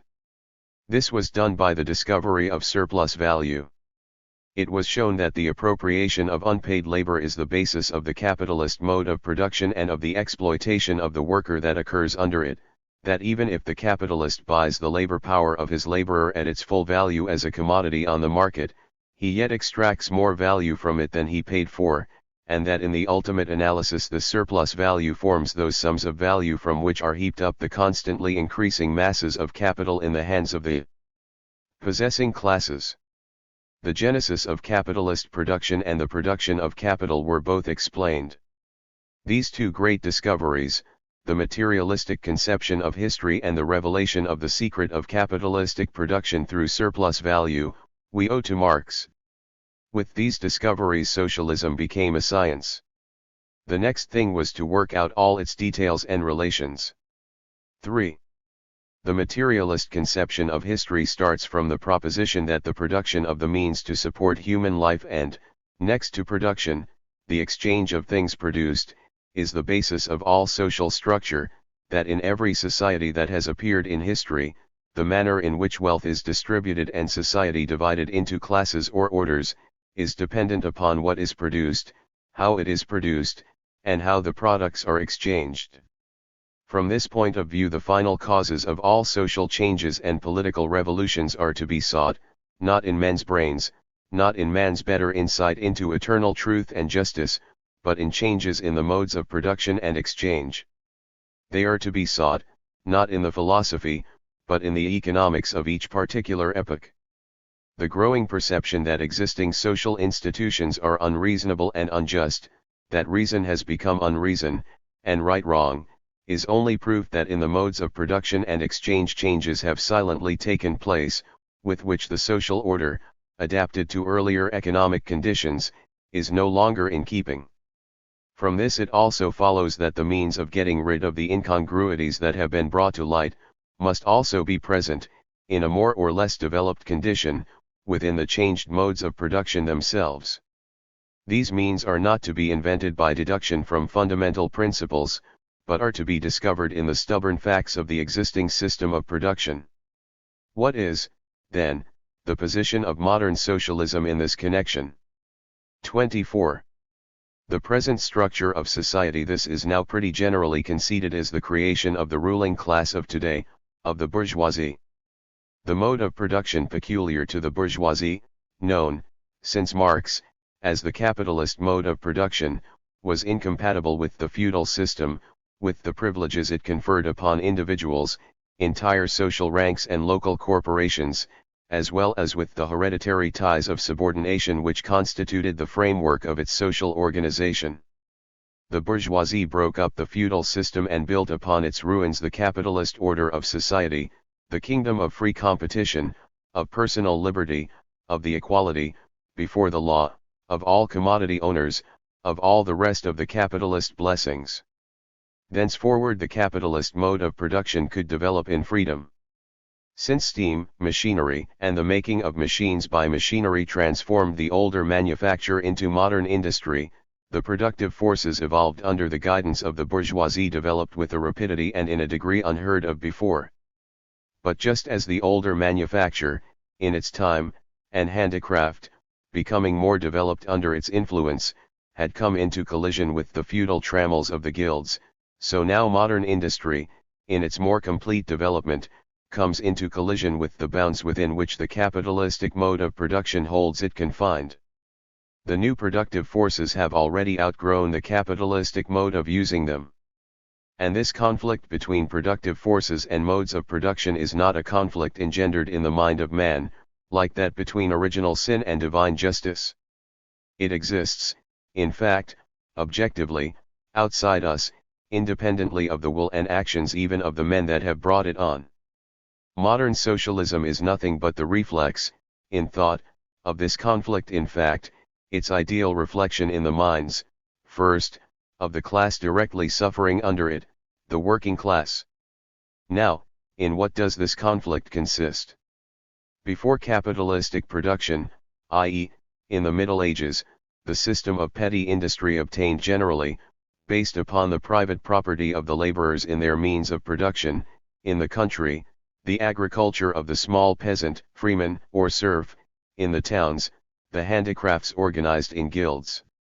The instruments of labor, land, agricultural implements, the workshop, the tool were the instruments of labor of single individuals, adapted for the use of one worker, and, therefore, of necessity, small, dwarfish, circumscribed.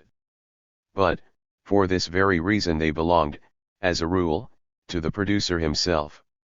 To concentrate these scattered, limited means of production, to enlarge them, to turn them into the powerful levers of production of the present day, this was precisely the historic role of capitalist production and of its upholder, the bourgeoisie. In the fourth section of Capital, Marx has explained in detail how since the 15th century this has been historically worked out through the three phases of simple cooperation, manufacture, and modern industry. But the bourgeoisie, as is also shown there, could not transform these puny means of production into mighty productive forces, without transforming them, at the same time, from means of production of the individual into social means of production only workable by a collectivity of men.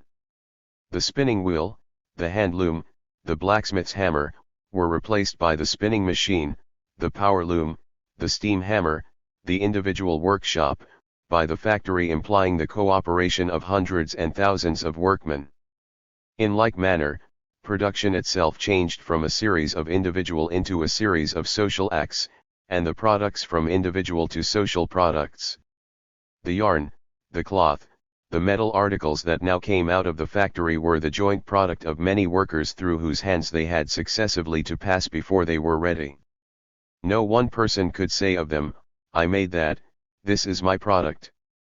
But where, in a given society, the fundamental form of production is that spontaneous division of labor which creeps in gradually and not upon any preconceived plan, there the products take on the form of commodities, whose mutual exchange, buying and selling, enable the individual producers to satisfy their manifold wants.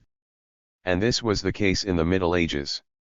The peasant, example, sold to the artisan agricultural products and bought from him the products of handicraft. Into this society of individual producers, of commodity producers, the new mode of production thrust itself. In the midst of the old division of labor, grown up spontaneously and upon no definite plan, which had governed the whole of society, now arose division of labor upon a definite plan, as organized in the factory. Side by side with individual production appeared social production.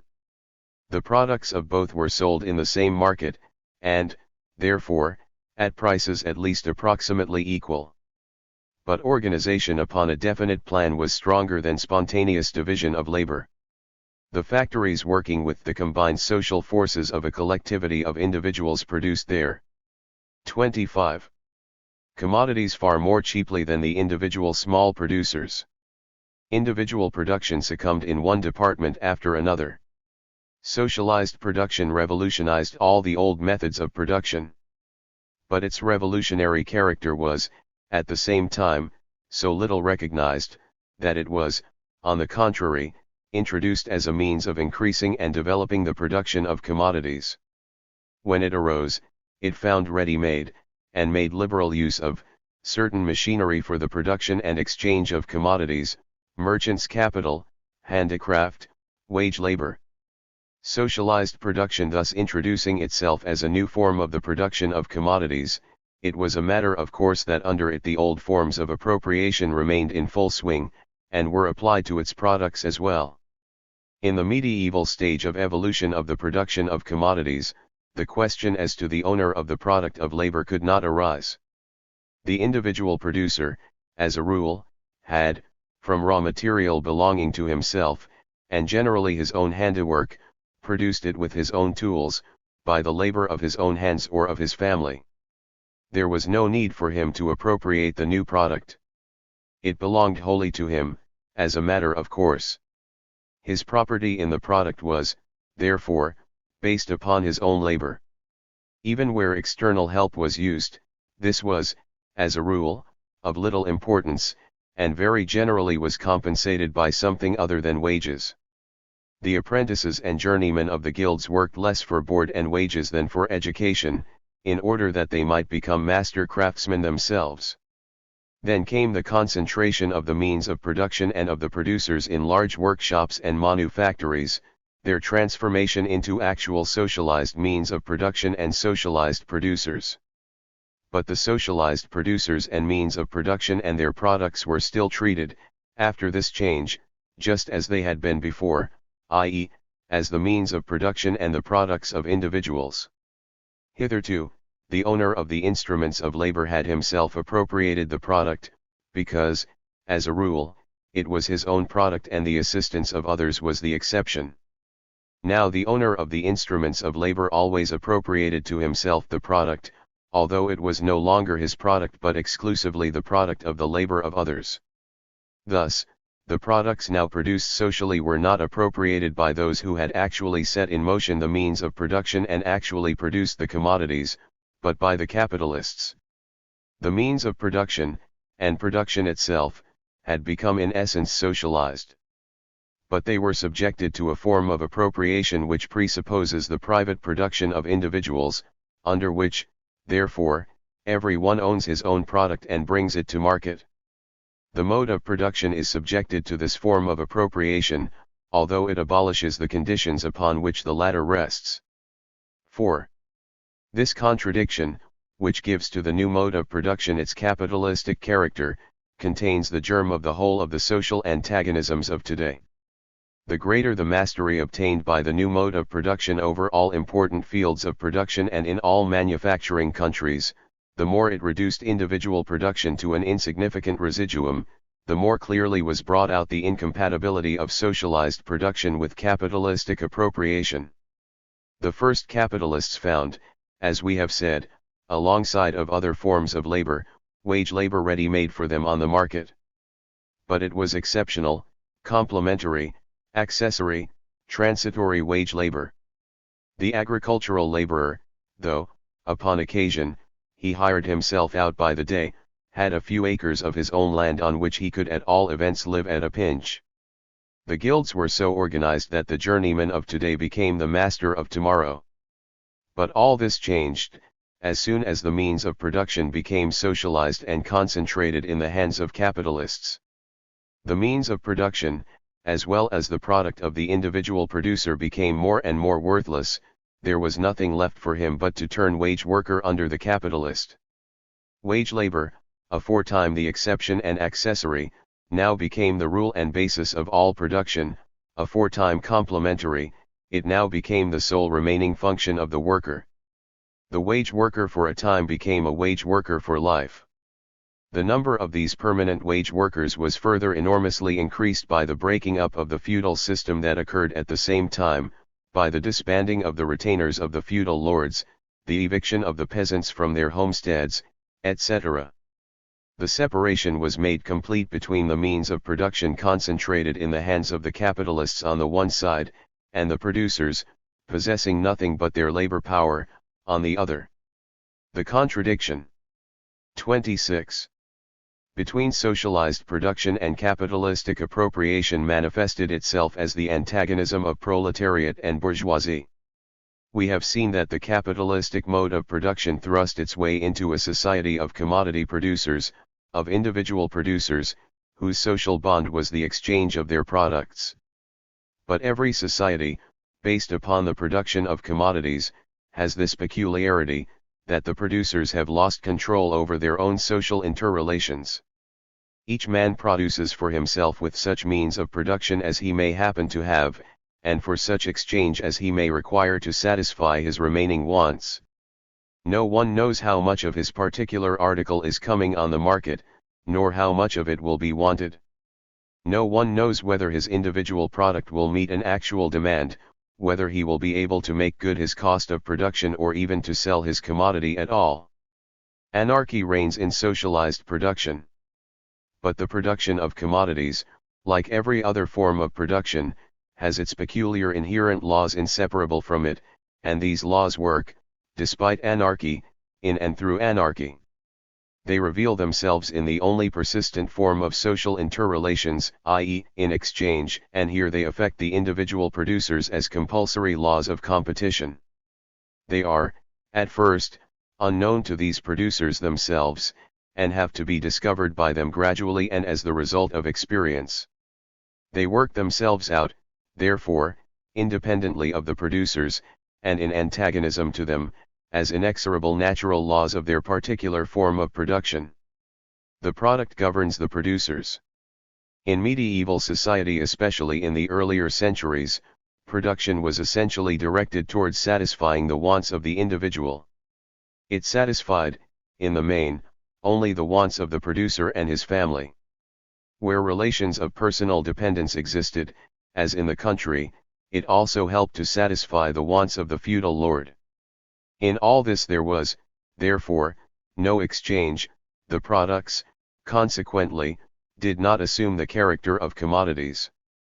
The family of the peasant produced almost everything they wanted, clothes and furniture, as well as means of subsistence. Only when it began to produce more than was sufficient to supply its own wants and the payments in kind to the feudal lord, only then did it also produce commodities. This surplus, thrown into socialized exchange and offered for sale, became commodities. The artisans of the towns, it is true, had from the first to produce for exchange. But they, also, themselves supplied the greatest part of their own individual wants. They had gardens and plots of land. They turned their cattle out into the communal forest, which, also, yielded them timber and firing. The women spun flax, wool, and so forth. Production for the purpose of exchange, production of commodities, was only in its infancy. Hence, exchange was restricted, the market narrow, the methods of production stable, there was local exclusiveness without, local unity within, the Mark V in the country, in the town, the guild. But with the extension of the production of commodities, and especially with the introduction of the capitalist mode of production, the laws of commodity production, hitherto latent, came into action more openly and with greater force. The old bonds were loosened, the old exclusive limits broken through, the producers were more and more turned into independent, isolated producers of commodities. It became apparent that the production of society at large was ruled by absence of plan, by accident, by anarchy, and this anarchy grew to greater and greater height.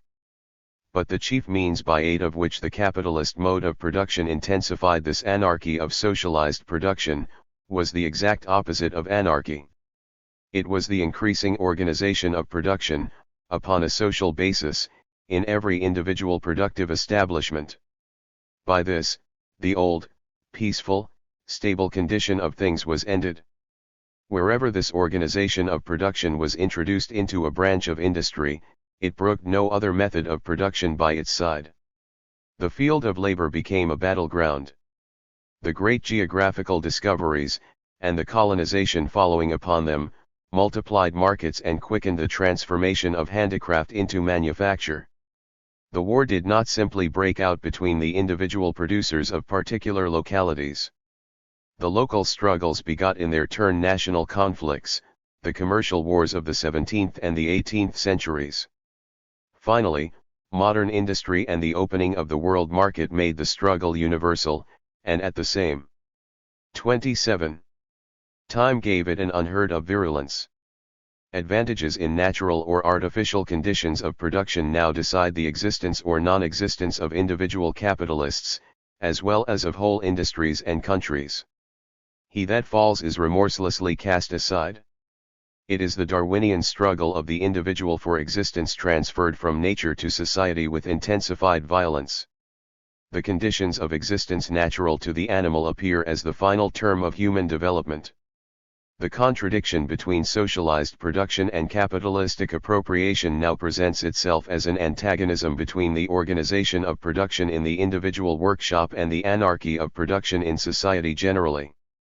The capitalistic mode of production moves in these two forms of the antagonism immanent to it from its very origin. It is never able to get out of that vicious circle, which Fourier had already discovered. What Fourier could not, indeed, see in his time is, that this circle is gradually narrowing, that the movement becomes more and more a spiral, and must come to an end, like the movement of the planets, by collision with the center. It is the compelling force of anarchy in the production of society at large that more and more completely turns the great majority of men into proletarians, and it is the masses of the proletariat again who will finally put an end to anarchy in production. It is the compelling force of anarchy in social production that turns the limitless perfectibility of machinery under modern industry into a compulsory law by which every individual industrial capitalist must perfect his machinery more and more, under penalty of ruin. But the perfecting of machinery is making human labor superfluous. If the introduction and increase of machinery means the displacement of millions of manual, by a few machine workers, improvement in machinery means the displacement of more and more of the machine workers themselves. It means, in the last instance, the production of a number of available wage workers in excess of the average needs of capital, the formation of a complete industrial reserve army, as I called it in 1845-6, available at the times when industry is working at high pressure, to be cast out upon the street when the inevitable crash comes, a constant dead weight upon the limbs of the working class in its struggle for existence with capital, a regulator for the keeping of wages down to the low level. That suits the interests of capital. Thus it comes about, to quote Marx, that machinery becomes the most powerful weapon in the war of capital against the working class, that the instruments of labor constantly tear the means of subsistence out of the hands of the laborer, that the very product of the worker is turned into an instrument for his subjugation.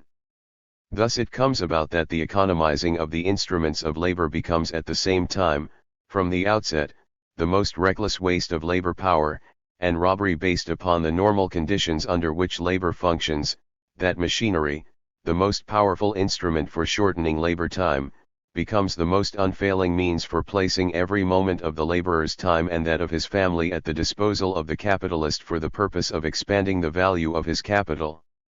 Capital, American edition, p. 445.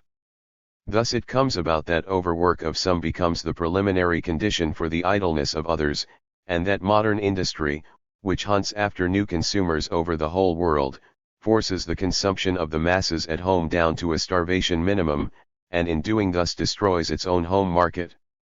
The law that always equilibrates the relative surplus population, or industrial reserve army, to the extent and energy of accumulation, this law rivets the laborer to capital more firmly than the wedges of Vulcan did Prometheus to the rock.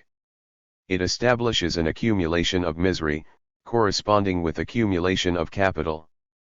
Accumulation of wealth at one pole is, therefore, at the same time, accumulation of misery, agony of toil, slavery, ignorance, brutality, mental degradation, at the opposite pole, i.e., on the side of the class that produces its own product in the form of capital.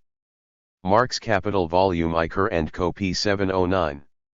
And to expect any other division of the products from the capitalistic mode of production is the same as expecting the electrodes of a battery not to decompose acidulated water, not to liberate oxygen at the positive, hydrogen at the negative pole, so long as they are connected with the battery.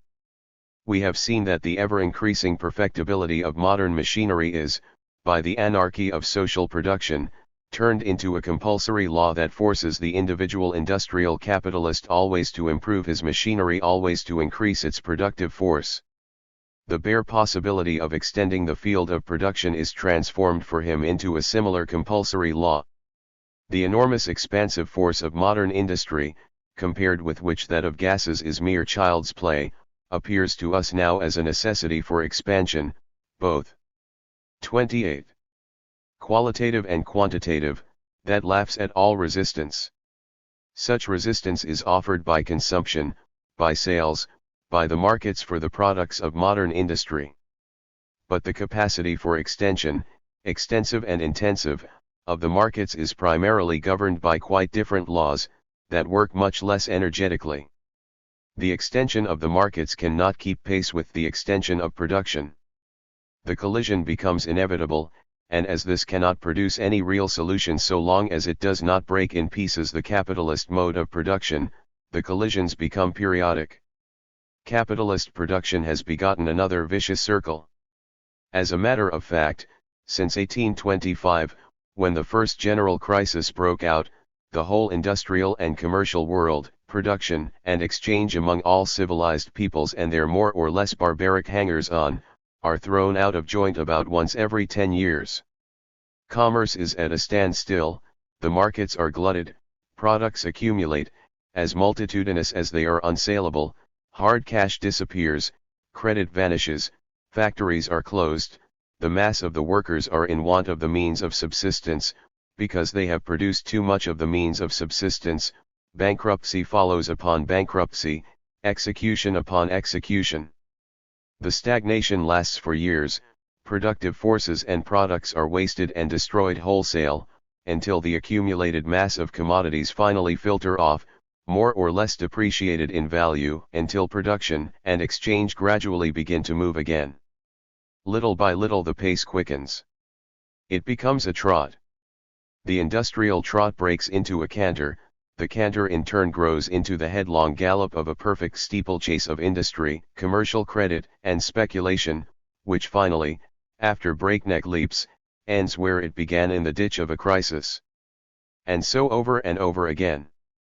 We have now, since the year 1825, gone through this 5 times, and at the present moment, 1877, we are going through it for the 6th time.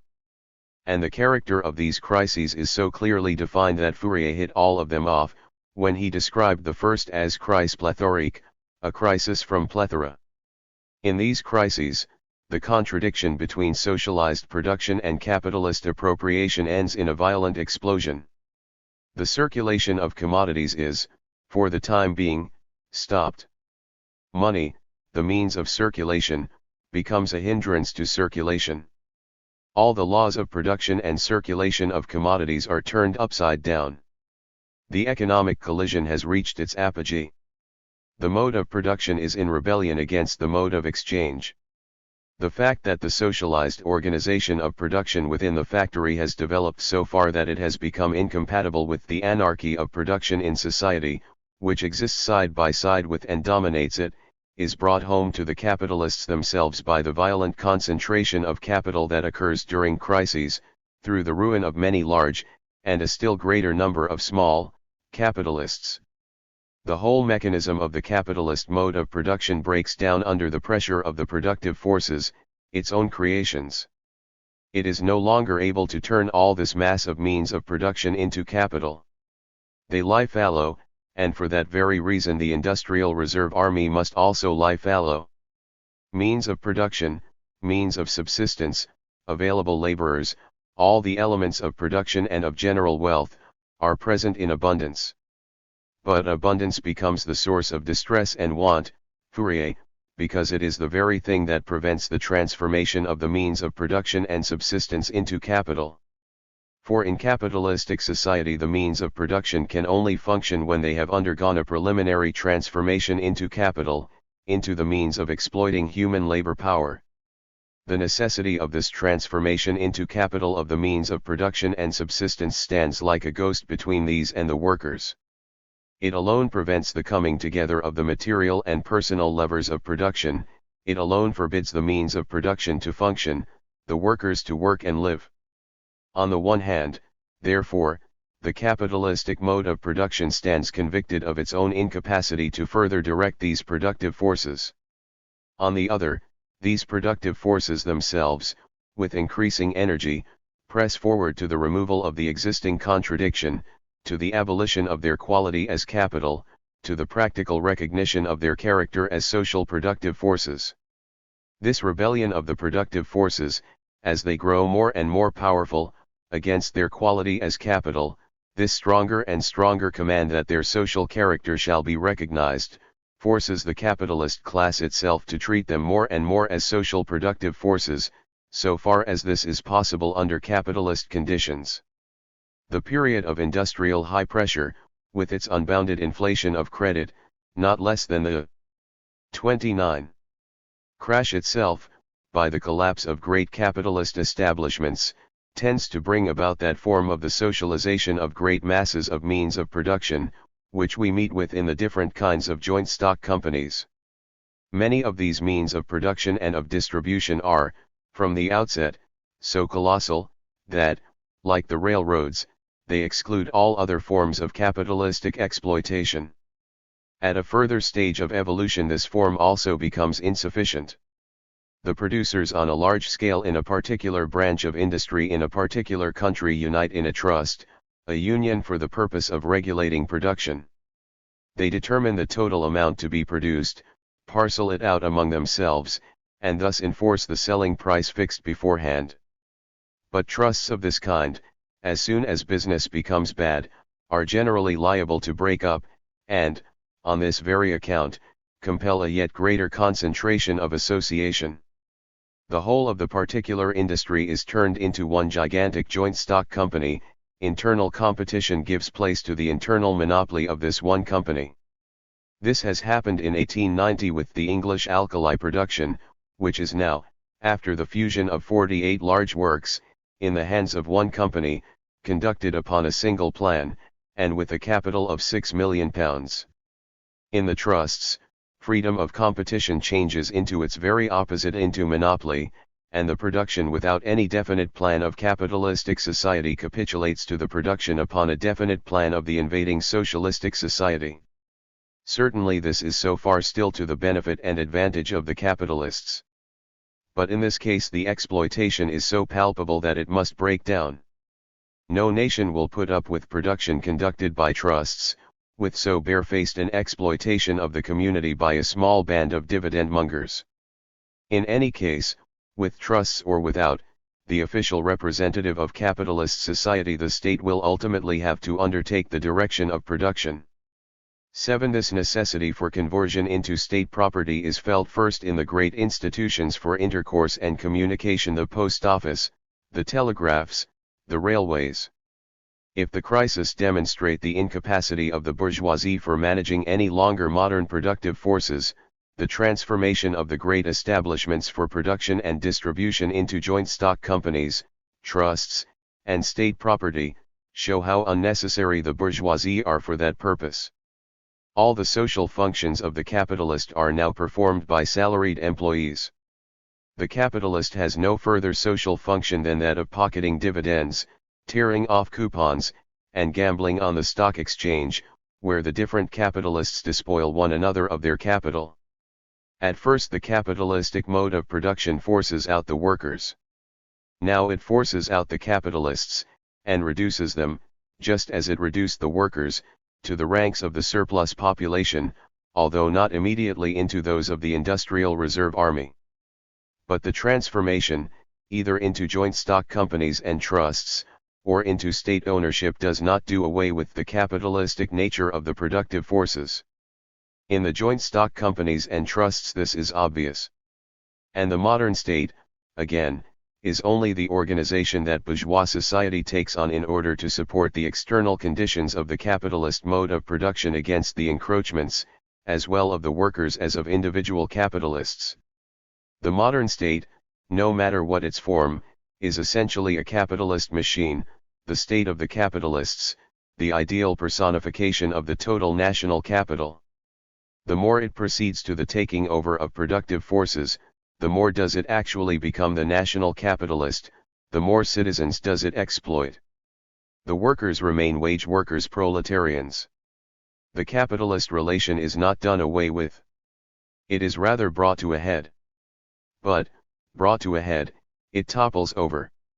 State ownership of the productive forces is not the solution of the conflict, but concealed within it are the technical conditions that form the elements of that solution.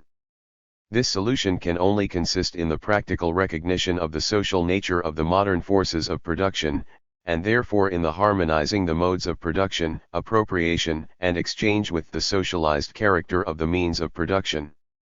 And this can only come about by society openly and directly taking possession of the productive forces which have outgrown all control except that of society as a whole. The social character of the means of production and of the products today reacts against the producers, periodically disrupts all production and exchange, acts only like a law of nature working blindly, forcibly, destructively. But with the taking over by society of the productive forces, the social character of the means of 30. Production and of the products will be utilized by the producers with a perfect understanding of its nature, and instead of being a source of disturbance and periodical collapse, will become the most powerful lever of production itself.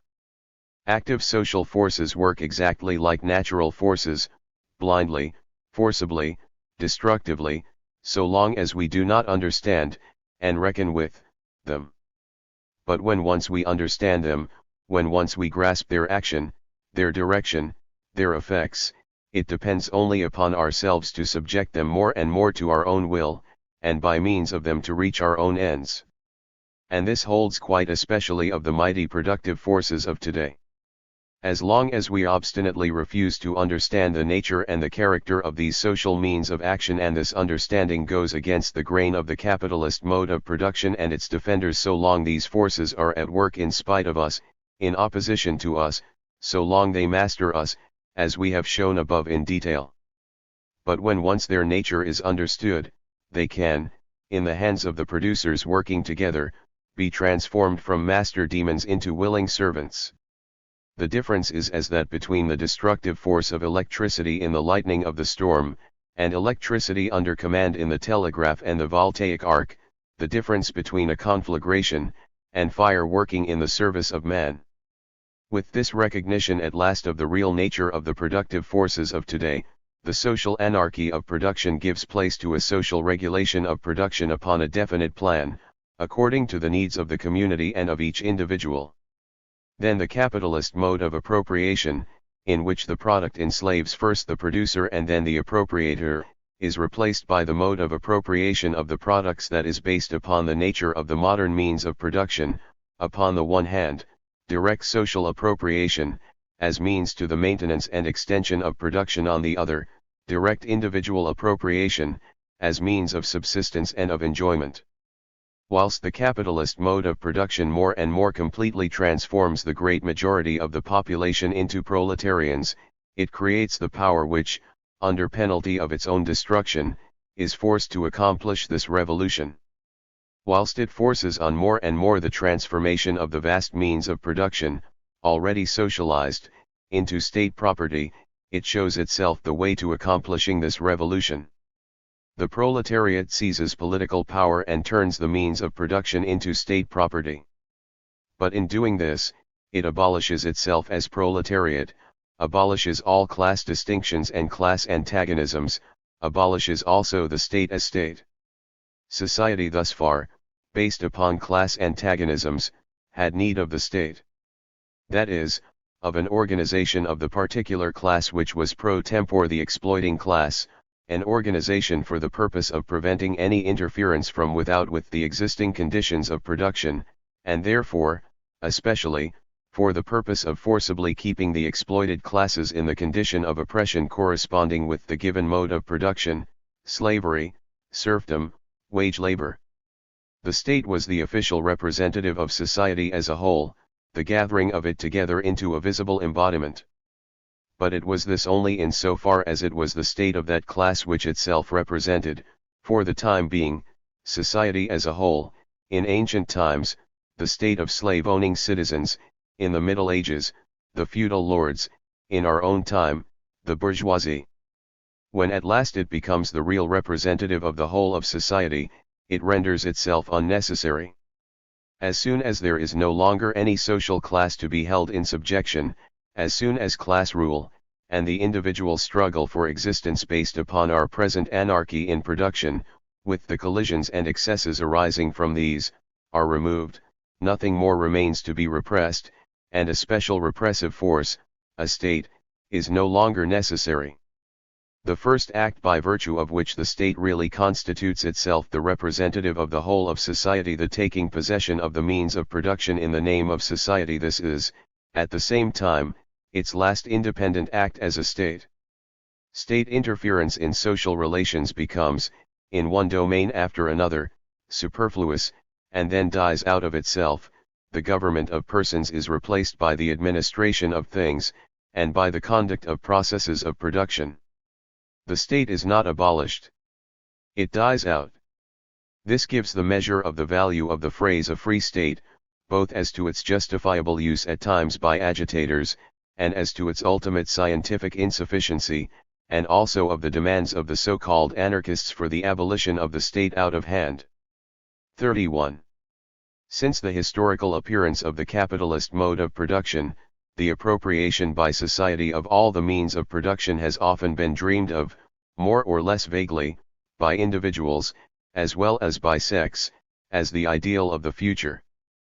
But it could become possible, could become a historical necessity, only when the actual conditions for its realization were there. Like every other social advance, it becomes practicable, not by men understanding that the existence of classes is in contradiction to justice, equality, etc., not by the mere willingness to abolish these classes, but by virtue of certain new economic conditions. The separation of society into an exploiting and an exploited class, a ruling and an oppressed class, was the necessary consequence of the deficient and restricted development of production in former times. So long as the total social labor only yields a produce which but slightly exceeds that barely necessary for the existence of all, so long, therefore, as labor engages all or almost all the time of the great majority of the members of society, so long, of necessity, this society is divided into classes. Side by side with the great majority, exclusively bond slaves to labor, arises a class freed from directly productive labor, which looks after the general affairs of society, the direction of labor, state business, law, science, art, etc.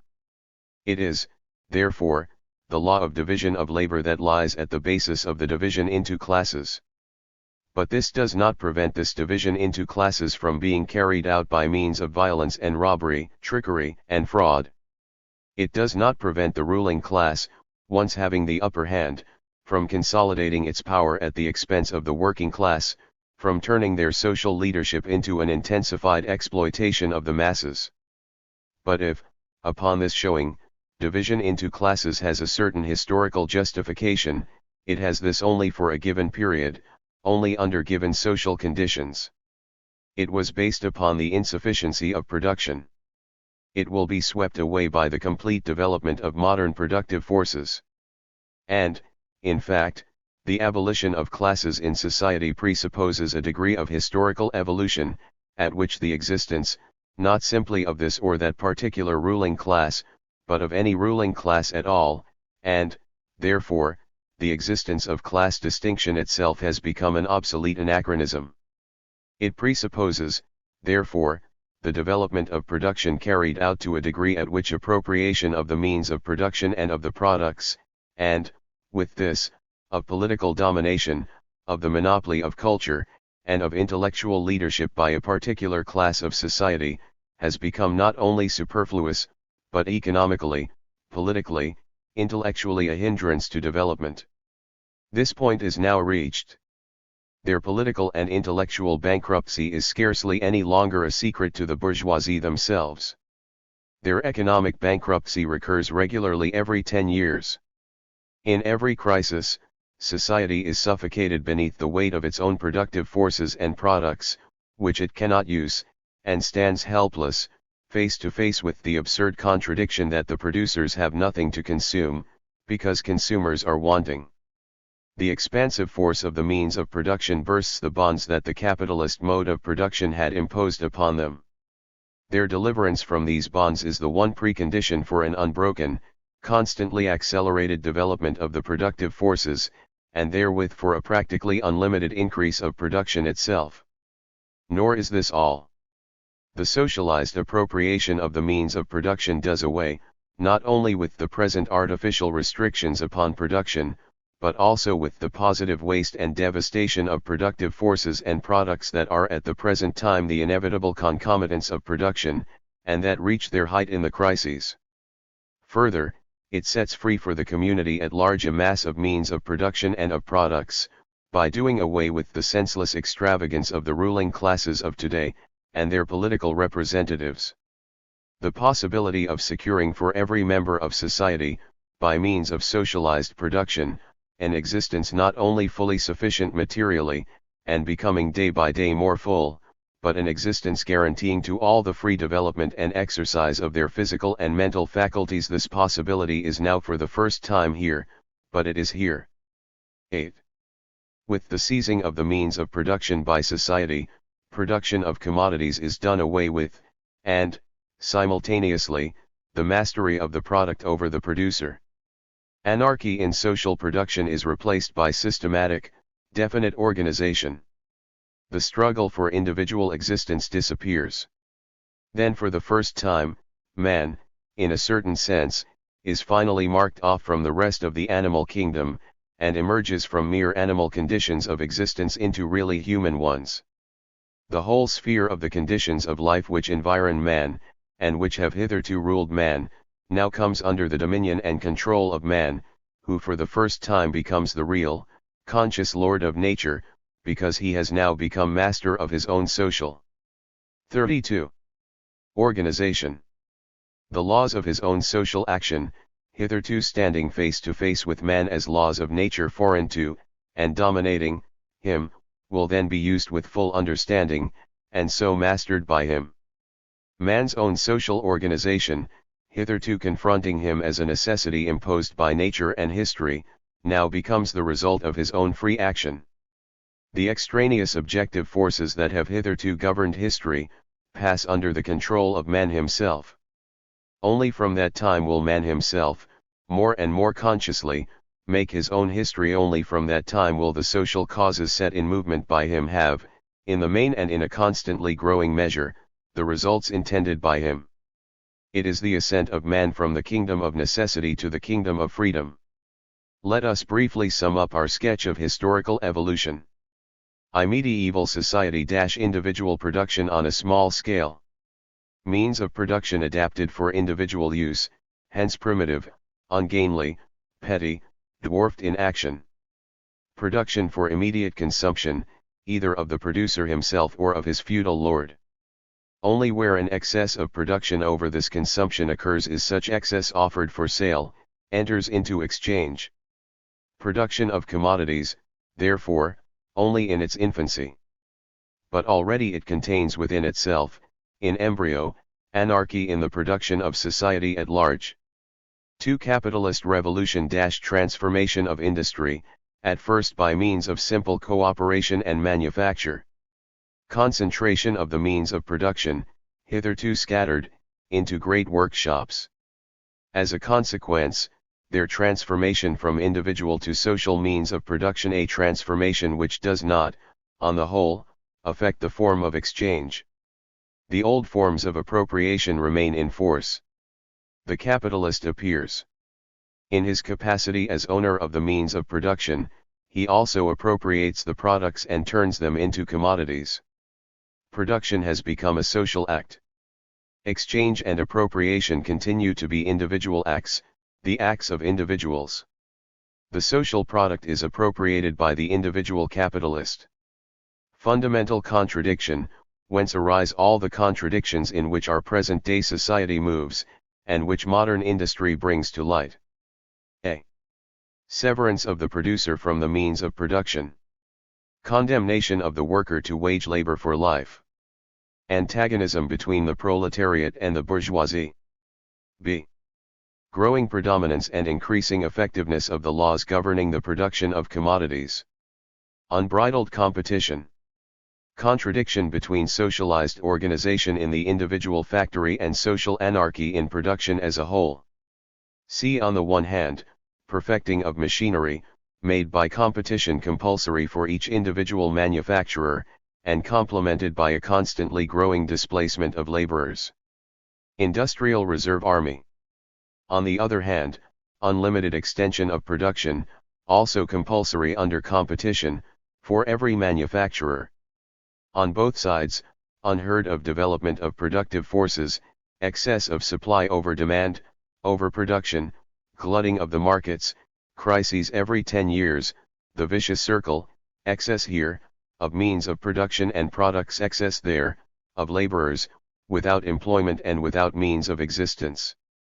But these two levers of production and of social well-being are unable to work together, because the capitalist form of production prevents the productive forces from working and the products from circulating, unless they are first turned into capital, which their very superabundance prevents. The contradiction has grown into an absurdity.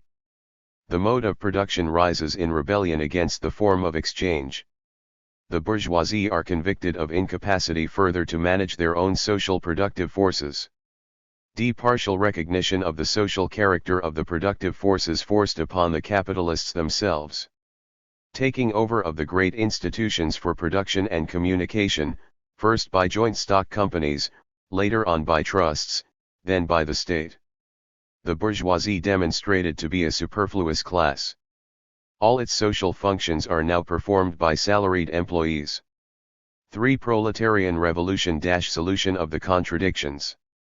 The proletariat seizes the public power, and by 33 means of this transforms the socialized means of production, slipping from the hands of the bourgeoisie, into public property. By this act the proletariat frees the means of production from the character of capital they have thus far borne, and gives their socialized character complete freedom to work itself out. Socialized production upon a predetermined plan becomes henceforth possible. The development of production makes the existence of different classes of society thenceforth an anachronism. In proportion as anarchy in social production vanishes, the political authority of the state dies out. Man, at last the master of his own form of social organization, becomes at the same time the lord over nature, his own master free. To accomplish this act of universal emancipation is the historical mission of the modern proletariat. To thoroughly comprehend the historical conditions and thus the very nature of this act, to impart to the now oppressed proletarian class a full knowledge of the conditions and of the meaning of the momentous act it is called upon to accomplish, this is the task of the theoretical expression of the proletarian movement, scientific socialism.